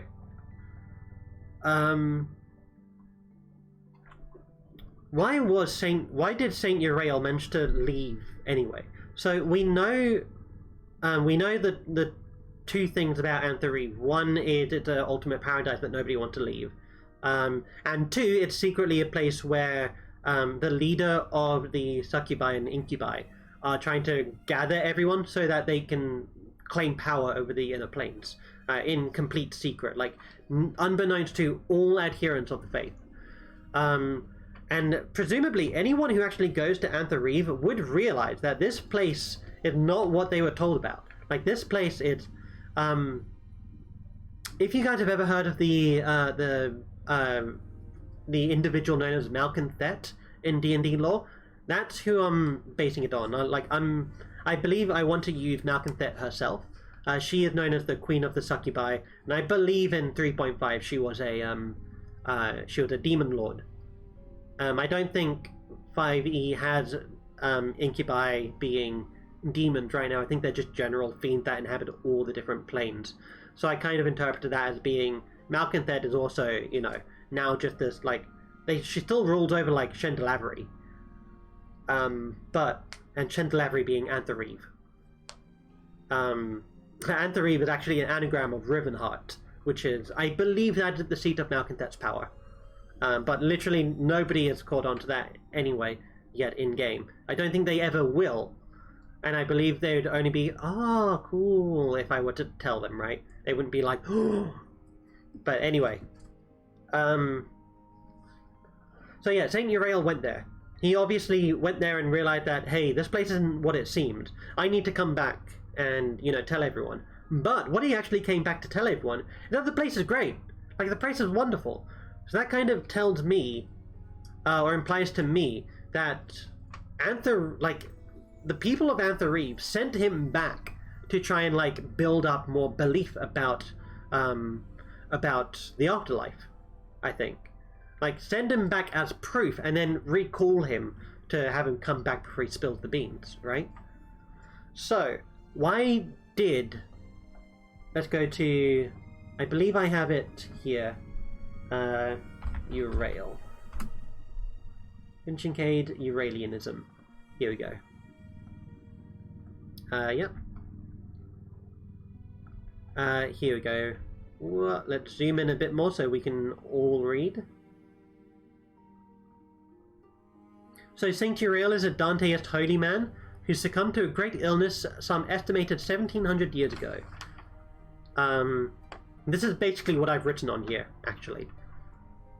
Around the formation of Gallipoli under Arturo Piemont, Gallipoli is a neighboring human country, and was admitted to Anthareve, returning to the material plane on Winthos to share with the people of Dante tales, experiences, and guidance learned from Anthareve itself. He is the only individual who has come back to Elos from Anthareve beside angelic entities such as the Pardoner, the Redeemer, and Gabriella herself. So Gabriella is basically the highest worshipped individual in the religion. Gabriella would be basically Dante's mother. The Redeemer is, the Pardoner is the individual who I mentioned a little bit earlier. They are the one who comes down and tests the faith of other people, and if they fail, they feed them to their Hydra. Not their Hydra, their Cerberus. Known as the Great Dark Beast who lives in the underworld. The sect of Danteism is considered heretical by Dante priests, and they believe having someone come back from Anthareve corrupts the purity which the realm is believed to possess. Does that make sense? So the idea that I want to get across here is the place is a region of pure being, right? And you basically, in layman's terms, in order to access Anthreve, you need to go through a 200-year, you know, bodily cleanse, really, or soul cleanse, before you can enter. 200 years because that's the maximum for, I think, true resurrection. So that's how I established that. Once you're in Anthreve, there's no resurrecting you. Except through, like, wish or something like that.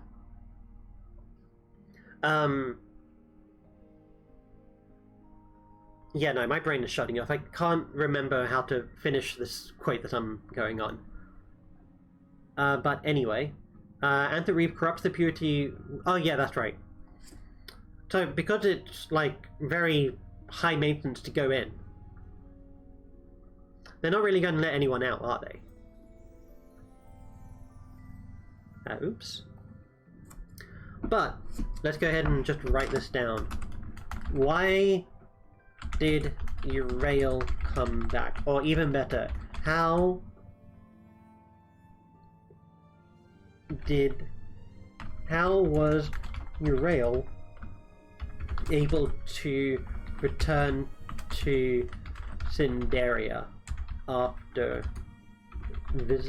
being admitted into Anthreve? That is the question of the day.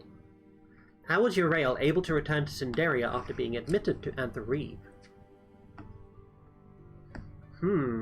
Fascinating question. And one that I'm not too sure about. Now, on one hand, we might have it be, let's do one.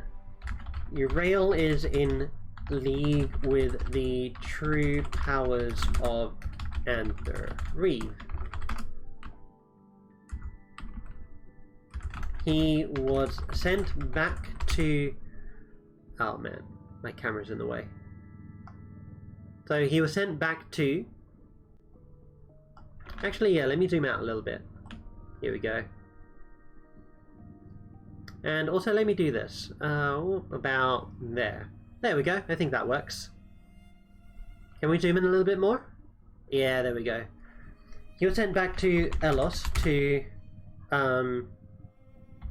restore the faith of the followers. Surprise ambush! Oh no! I am actually talking about the deepest lore right now in Winthos, in my setting. So you picked a fantastic time to do a surprise ambush, Liger. It is lovely to see you in chat.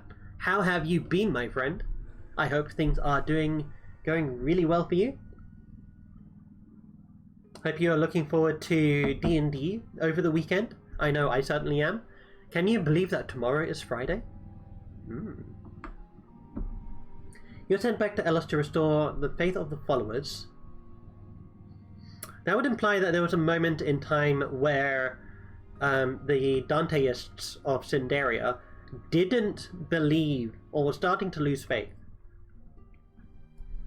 during a time where faith was dwindling. There we go. During a time where faith was dwindling.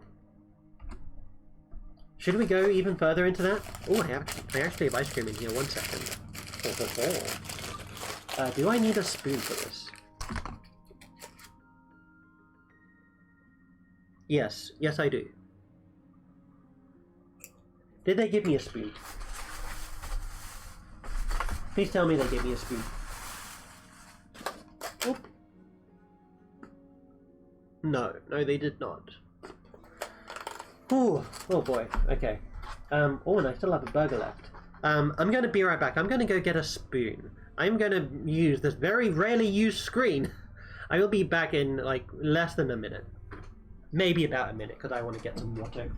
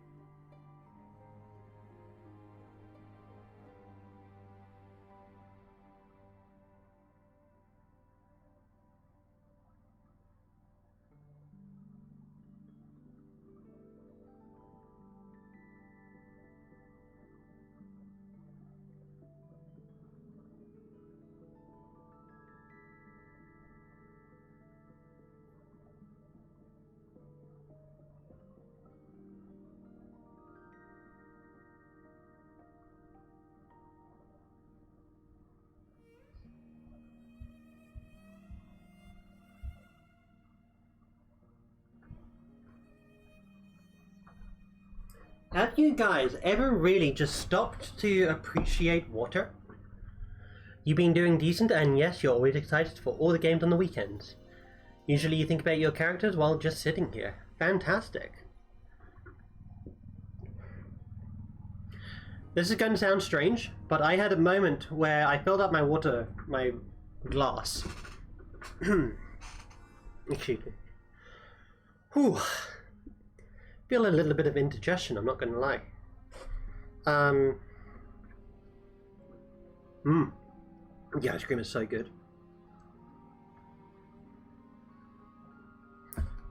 And I also have chocolate cake to go with it. I am such a fatso. Even though this is probably my first takeaways in like forever.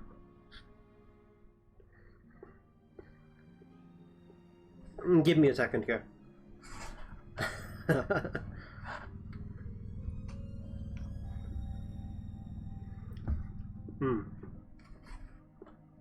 Oh, you know when your teeth just, or like your entire mouth just salivate after taking a bite into something so good?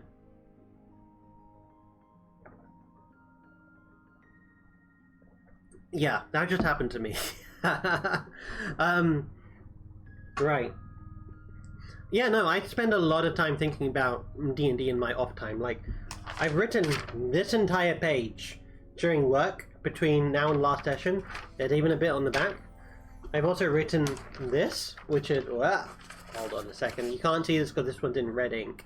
You can kind of see it. I also wrote that.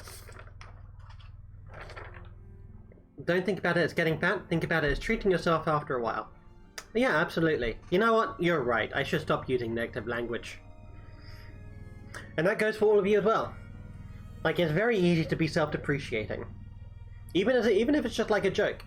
You're just like, you're so used to, putting yourself down that you think of it as a joke. Self-depreciating humor can be good.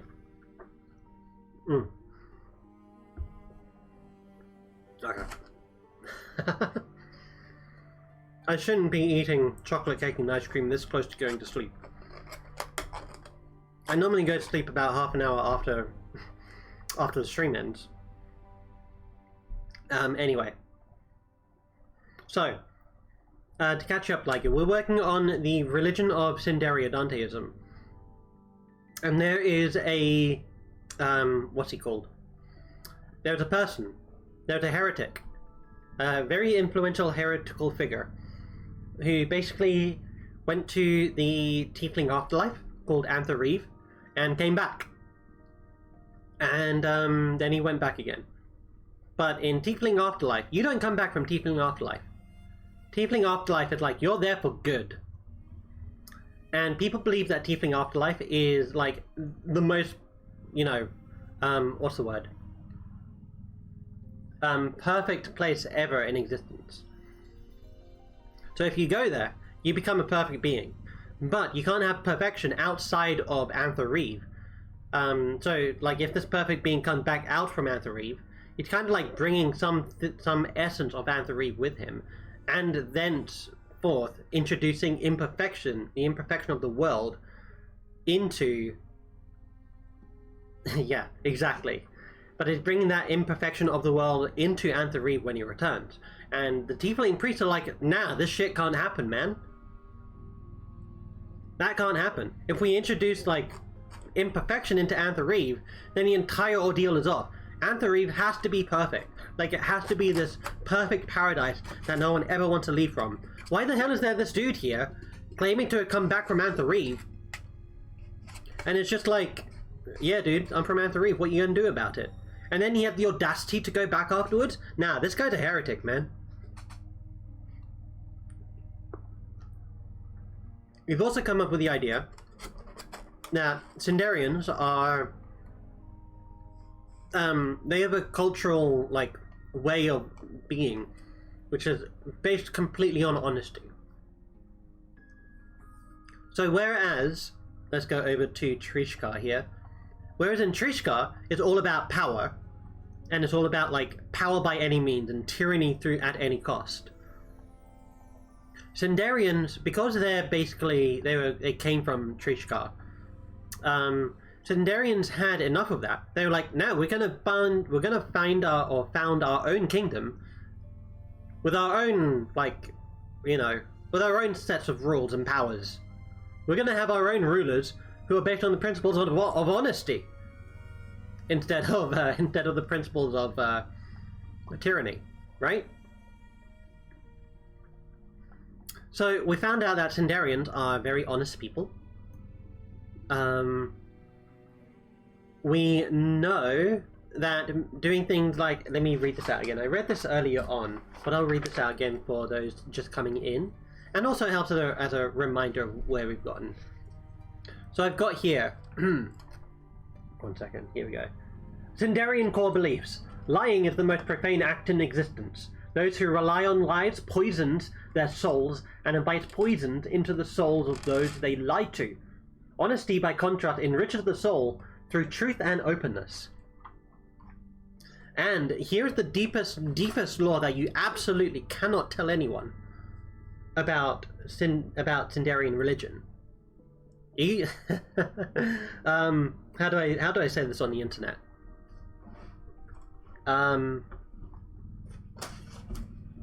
Everyone has brought in so much into this idea of Sindarian religion. It has been told, the story of the Sindarian religion has been told so well in world. Not to say that I'm a good storyteller, like the people of my world have been like, hey, believe in, you know, these are the story that we tell to get people to believe in Danteism. But they've sold it so well, and nobody has really stopped to tell them that it's actually a huge ruse. So the people of so Liger knows this as a player in my game, but tieflings, not tieflings, succubi and concubi outside of Sindaria, they're admonished. They're hunted down like demons. They hide amongst the people. They're demons, according to everyone else. So they have to hide and protect themselves. In Sindaria, that's not the case. In Sindaria, you can be an open concubi. And just go, you know, wherever you want to. And people will actually praise you for it. And the reason for that is the queen of the succubi, like the actual one, has come to the material plane and is like, hey, no, like, this can't happen. There are people here claiming to be, you know, concubi, incubi, and succubi. And they don't believe in me. Like, what the fuck's wrong with that? I'm gonna go here. I'm gonna found this religion. And people who believe in this religion are gonna empower me. Like, they're gonna send, you know, concubi and succubi towards us. We're gonna make them the most perfect religious being, that everyone is gonna look up to them here. That they're all gonna flock from wherever they are in Elos to Sindaria, join this religion, and then fall underneath the banner of the succubi queen without them even knowing it. That's the deepest secret law. And I'm going to take another bite of my chocolate cake because it is so good. Even got ice cream here too. Lovely. And then sweet water as well.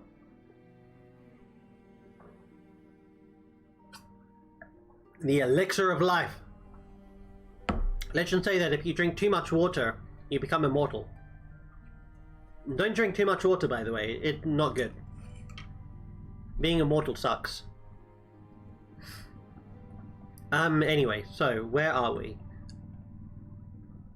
So what we're trying to figure out now is how in the world is it that Sindaria, not Sindaria, that Saint Urael was able to do this, right? So either Saint Urael, oh, hold on, where is this? There we go. If I do this, how old does that show up on screen? Does that show up okay on screen? On stream? Can you read that? Let's go ahead and zoom in a little bit more.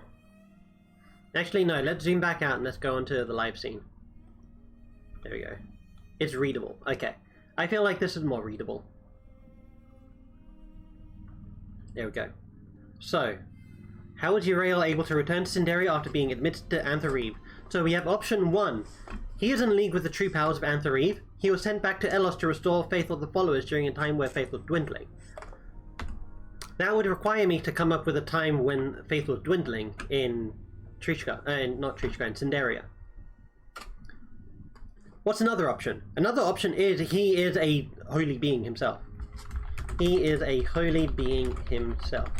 The backstory about him being a former mortal who succumbed to a great illness.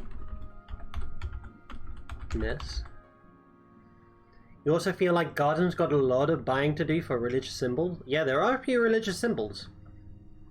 You have the stump that that Dante was tied to, with the red constrictor knot on it. You also have the ceremonial knives. You also have religious imagery of the Mother Gabriella. Backstory about him being a former mortal who succumbed to a great illness was fabricated. Oh no. In a society where everybody is honest to each other? That is the worst, right? If that ever got out, even if you found the anthology of Saint Uriel, you wouldn't know, right?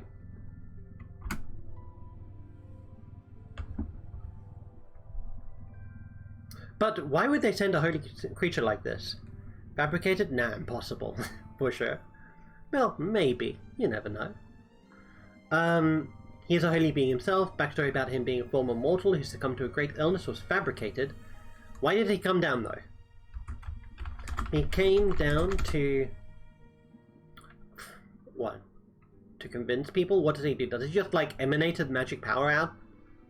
And, like, brainwash people? I don't think that works very well. I don't want to go down that road.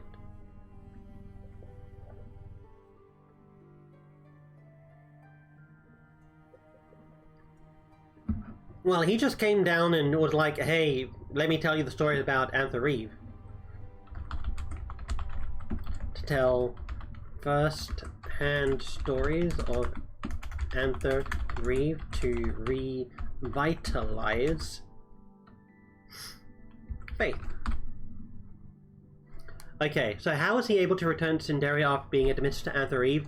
1, he is mortal. So let's do mortal Uriel is in league with the true powers of Anther-Eve. He was sent back to Elos to restore faith of the followers during a time when faith was dwindling. 2, he is a holy being himself.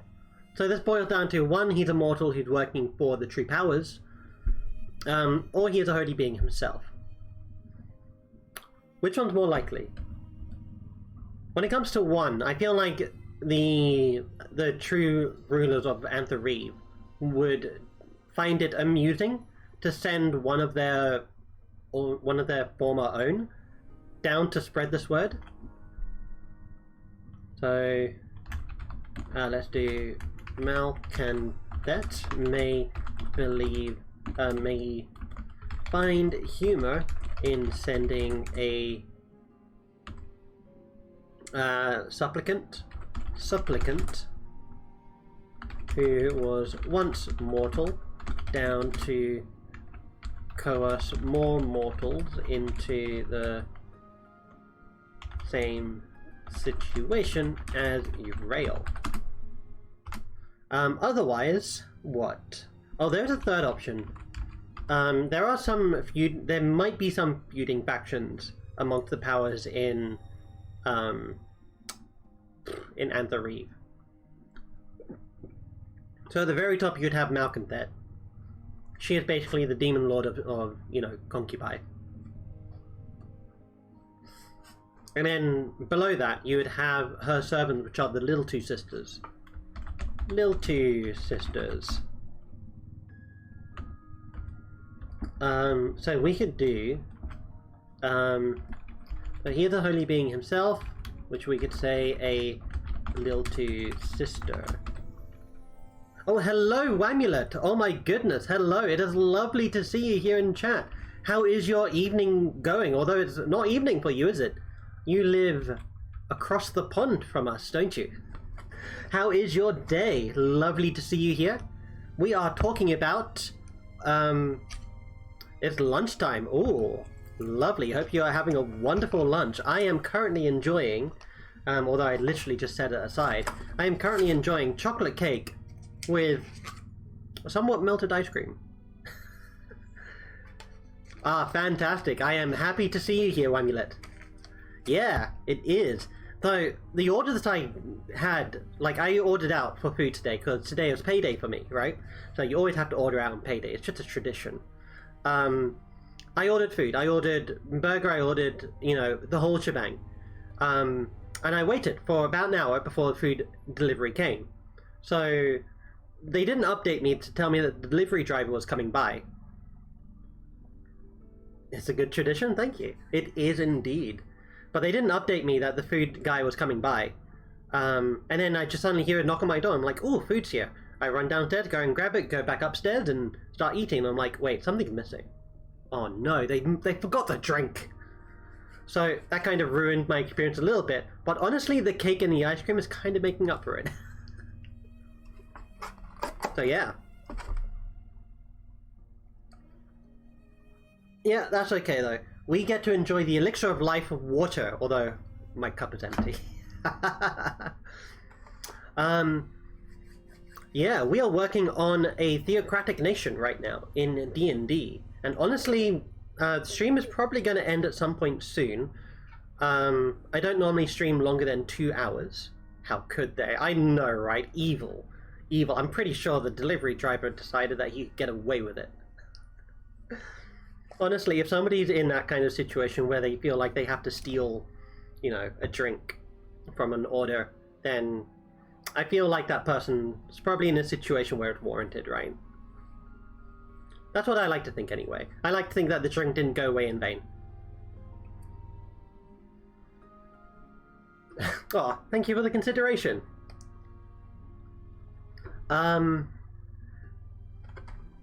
Yeah, absolutely. Are you streaming tonight?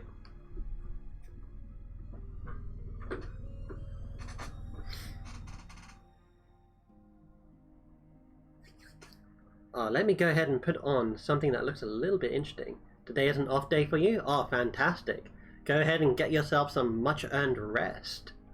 Stream tomorrow. Ah, okay. So yeah, this is the setting that we play in our D&D world. I have made this pretty much from scratch. Just ignore this massive mountain range over here, that's not part of the setting. Hell yeah. We're working on Cinderia over here, which is our theocratic nation. We're working on heresies and all sorts of stuff. Looks so detailed? Nah, not really. But if we take a look, like... I'm just showing off at this point. Honestly. Oh, now I'm a little bit flustered, I'll be honest. I'm not sure what to do. I feel like my brain has been working for the past 2 hours, and I'm not sure those are the best mountains. Oh, thank you. You're never going to visit them. Well, you might. But yeah, I've been working on this for like 2 hours so far, so I feel like my brain is kind of winding down. We're trying to figure out how a heretic came back from the Tiefling afterlife. How he was able to do that when nobody comes back from the Tiefling afterlife. What is this app? Oh, this is Foundry. It is a virtual tabletop application. It's a one-time purchase. And it's like, I think it was like £60 for me. I'm not sure what that translates to in USD or in dollars. But I would highly recommend it. It's much better than Roll20. And only one person needs to buy it in the group as well. And typically the DM. Everyone else can just sign on in even if they don't have the Foundry license key.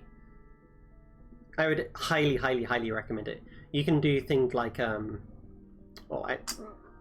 excuse me. You can do things like have varying lighting on. Let me see, I believe that is Bianca. As you can see, she's got kind of like this blue lighting, and it just looks brilliant. It is so smooth. So smooth.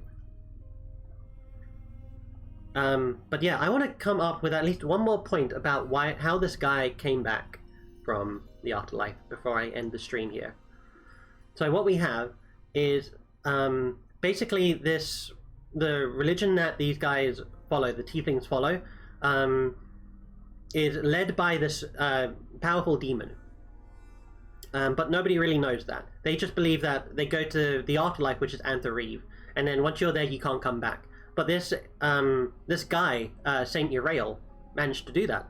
So how is that? We come up with two ideas.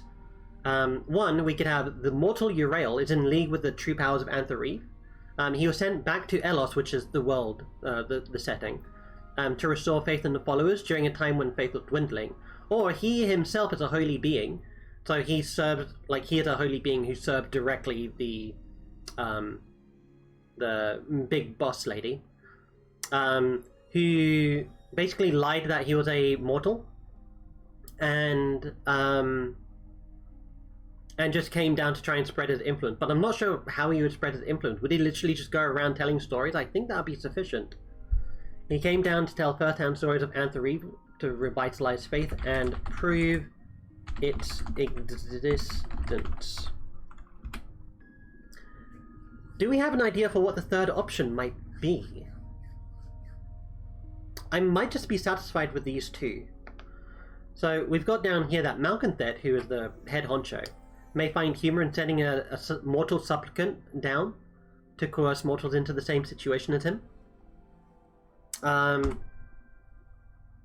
They both sound really legit. Yeah. The other idea that's kind of percolating in my head is it could be like a rival. Like it could be a rival underling of the head honcho, somebody who's trying to gain power. So let's go ahead and write that down.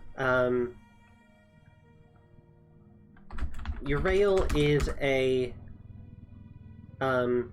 rival to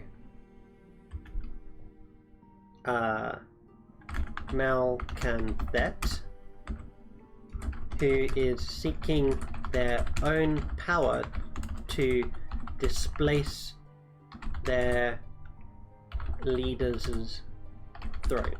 To usurp the leader's throne. To usurp the leader's throne. Alright. So, if that's the case, wouldn't Malconthet try to do something about it? What might Malconthet try to do about it is the question. Typically, like, Malconthet would try to punish this person. But if they return to Anther-Eve, that would imply that they're a bit untouchable, right? I feel like I'm not really for this one. It sounds cool, but I'm not really sure how to tie it in. Which one do you guys prefer? Blow up another mountain? I mean, probably. So, they blew up a mountain at one point. Well, not them. They, I think it's even on the map here. Let me go ahead and show you this. We'll transition, go over to Foundry here. Let's go to the map. As you can see, there is a massive text here that says one less mountain. There used to be a mountain there, but now there's one less mountain. They went in there, they tried to free some prisoners from aliens, and they tried to clear out the aliens as well, because aliens are bad business. They tend to go around, assimilate towns, and try to make this place their home by kicking out all the other mortals. They're basically like an invasive species. The party came in, dealt with it, brought in a NPC who's capable of destroying like vast swaths of land in one go, literally by throwing meteors at them. And they plan to decimate this mountain with all the aliens in them after they rescue the people trapped inside. Yeah, you nearly died the first time going in. So I believe I still have the map. Let me see if I can show this quickly. Boop, boop. It's in Gallibly? No. I might not have it anymore. Storm Battle... Ah, here we go. Neogi Haunt. Yeah, so the aliens are Neogi, and they are known to basically enslave anything and everything that breathes. Let me zoom out here. Map's taking a while to load. So yeah, they came in here, they found a series of teleporters, which led them elsewhere in the map. So if we click here, it leads us to there, we click here, and so on. They found this room, which is basically their spawning room, and they snuck on in. And they found this guy up here, who's called Up Lucky, though I don't think his name was ever mentioned in game at all. So they came in here, they thought, oh, this is where the big bad boss is, let's go and fight it. So they fight it. They realize that this guy has a feature where he can send a psychic orb out, which deals 5d10 damage. Oh yeah, you never heard his name. Right, I misread that for a second. And Aplaki, he would attack someone with Psychic Orb dealing 5d10 psychic damage, but if he attacks the Zion Hulk, which is a Starspawn Hulk, this thing has this ability called Psychic Mirror. If it takes psychic damage, every creature in 10 feet of the Hulk takes the damage immediately. So it turns a single hit psychic 5d10 psychic damage into a unblockable 5d10 damage to everyone around him. All he needs to do is he needs to hit the Hulk. And the Hulk has, I mean, I guess the Hulk is 16 AC, which is pretty good. But Aplaki here, what's his bone? Oh, he has plus 11. So he's probably going to hit it. So yeah, the party, like, very nearly died. It was clutch. It was so clutch how they managed to escape it. So pretty much all the party were down. I believe it was it Shawatl? I believe Shawatl was alive, and Shawatl is the sorcerer, who has extremely low hit points for a level 11. Let me see if I can bring this up here. Oh no, they are in away from party. Shawatl. Yeah, Shawatl has 17 hit points. She is level 9. She has 17 hit points. Surprisingly enough, she was the only one standing after this. So she had this idea to go in. What was the plan even, Liger? When Rin saved her life, then she crit. Ah, that's right. Yeah. So Rin, who is the healing like bard guy, he goes in. He saves Shawatl. Shawatl gets a crit save. Oh yeah, and then oh man, I can't. I really wish I could remember exactly what happened here. Did she get her HP max sucked away? No, she just rolled really badly. The character, the player just rolled and rolled and rolled, and eventually it became a meme. Yeah, exactly. It became a meme, and the player was like, well, I'm in too deep now, gotta keep it going. And they just kept rolling so badly. Yeah, everyone else has, like, you know, okay hit points. Like Rin here, level 10, 73 hit points. That's like, what, nearly 5 times as much. Which is ridiculous. And she was instrumental to getting everyone out of this, like, TPK situation here. So without the 17 hit point sorceress, there would have been a TPK. So they got out of here. They left. They came back with some high-level NPCs, and they planned to go into here. So over here is where the prisoners were kept. Their plan was to go into here and rescue the prisoners, while the high-level adventurers, high-level NPCs on the outside prepared meteor swarms and earthquakes and destroys the mountain, killing everyone inside, including the aliens. And the worst part is the fighter lost a broom of flying in here. And sadly, the broom of flying didn't make it. So the fighter lost her broom of flying, which is really sad. It's called Rufus. And it's still stuck underneath the rubble to this day. It's still trying to heed the call of its master until the attunement fades. But it's not able to get out, which is really the most disheartening thing ever. I know. Poor little Rufus. I'm sure one day, once the party realizes the significance of what's buried under here. Let me see, where is it? Should be up here. Yeah, this thing here. Oh, oops. Let me get rid of this marker. Hello? There we go. Once they figure out what this thing here is, I'm sure they'll come back for it. This thing is going to be super... It says Kalarak Quarry. This is just the token that I dragged in to represent it. That's not what it actually is. It's It's something vital to the plot moving forward, but since Liger is here, and I've already told him one deep dark secret about the campaign, which he is inevitably going to forget, I'm not going to try my luck. Not for today.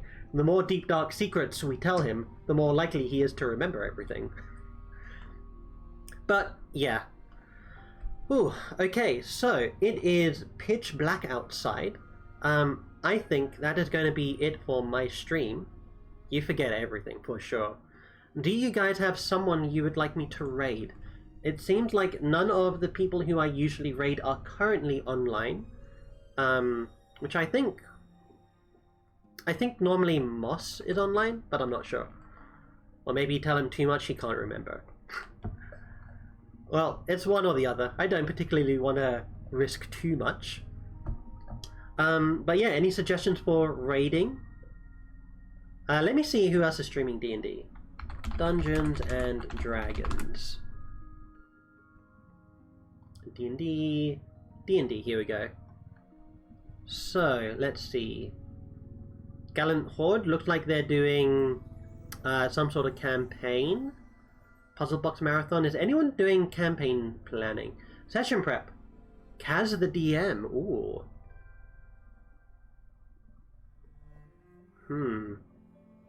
Let's see, anyone else? We might just go with Kaz here. Oh, what's going on here? Is this a VTuber?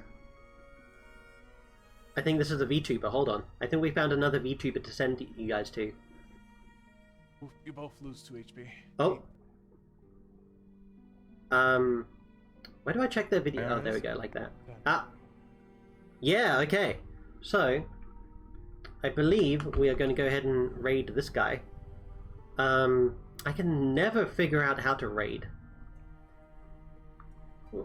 I think I do this. There we go. Alright. Start raid. Thank you guys very much for watching. I hope you all have enjoyed. I will see you all. I should be doing another stream on Saturday. Probably going to be quite too early for you, Amulet, so no pressure. Might not, though, depending on how work goes, but I'll keep you guys updated on Twitter and the like. But yeah, hope to see you guys at some point soon. Hope you all have a wonderful rest of your day, wonderful evening, and yeah, I'll see you later. Adios.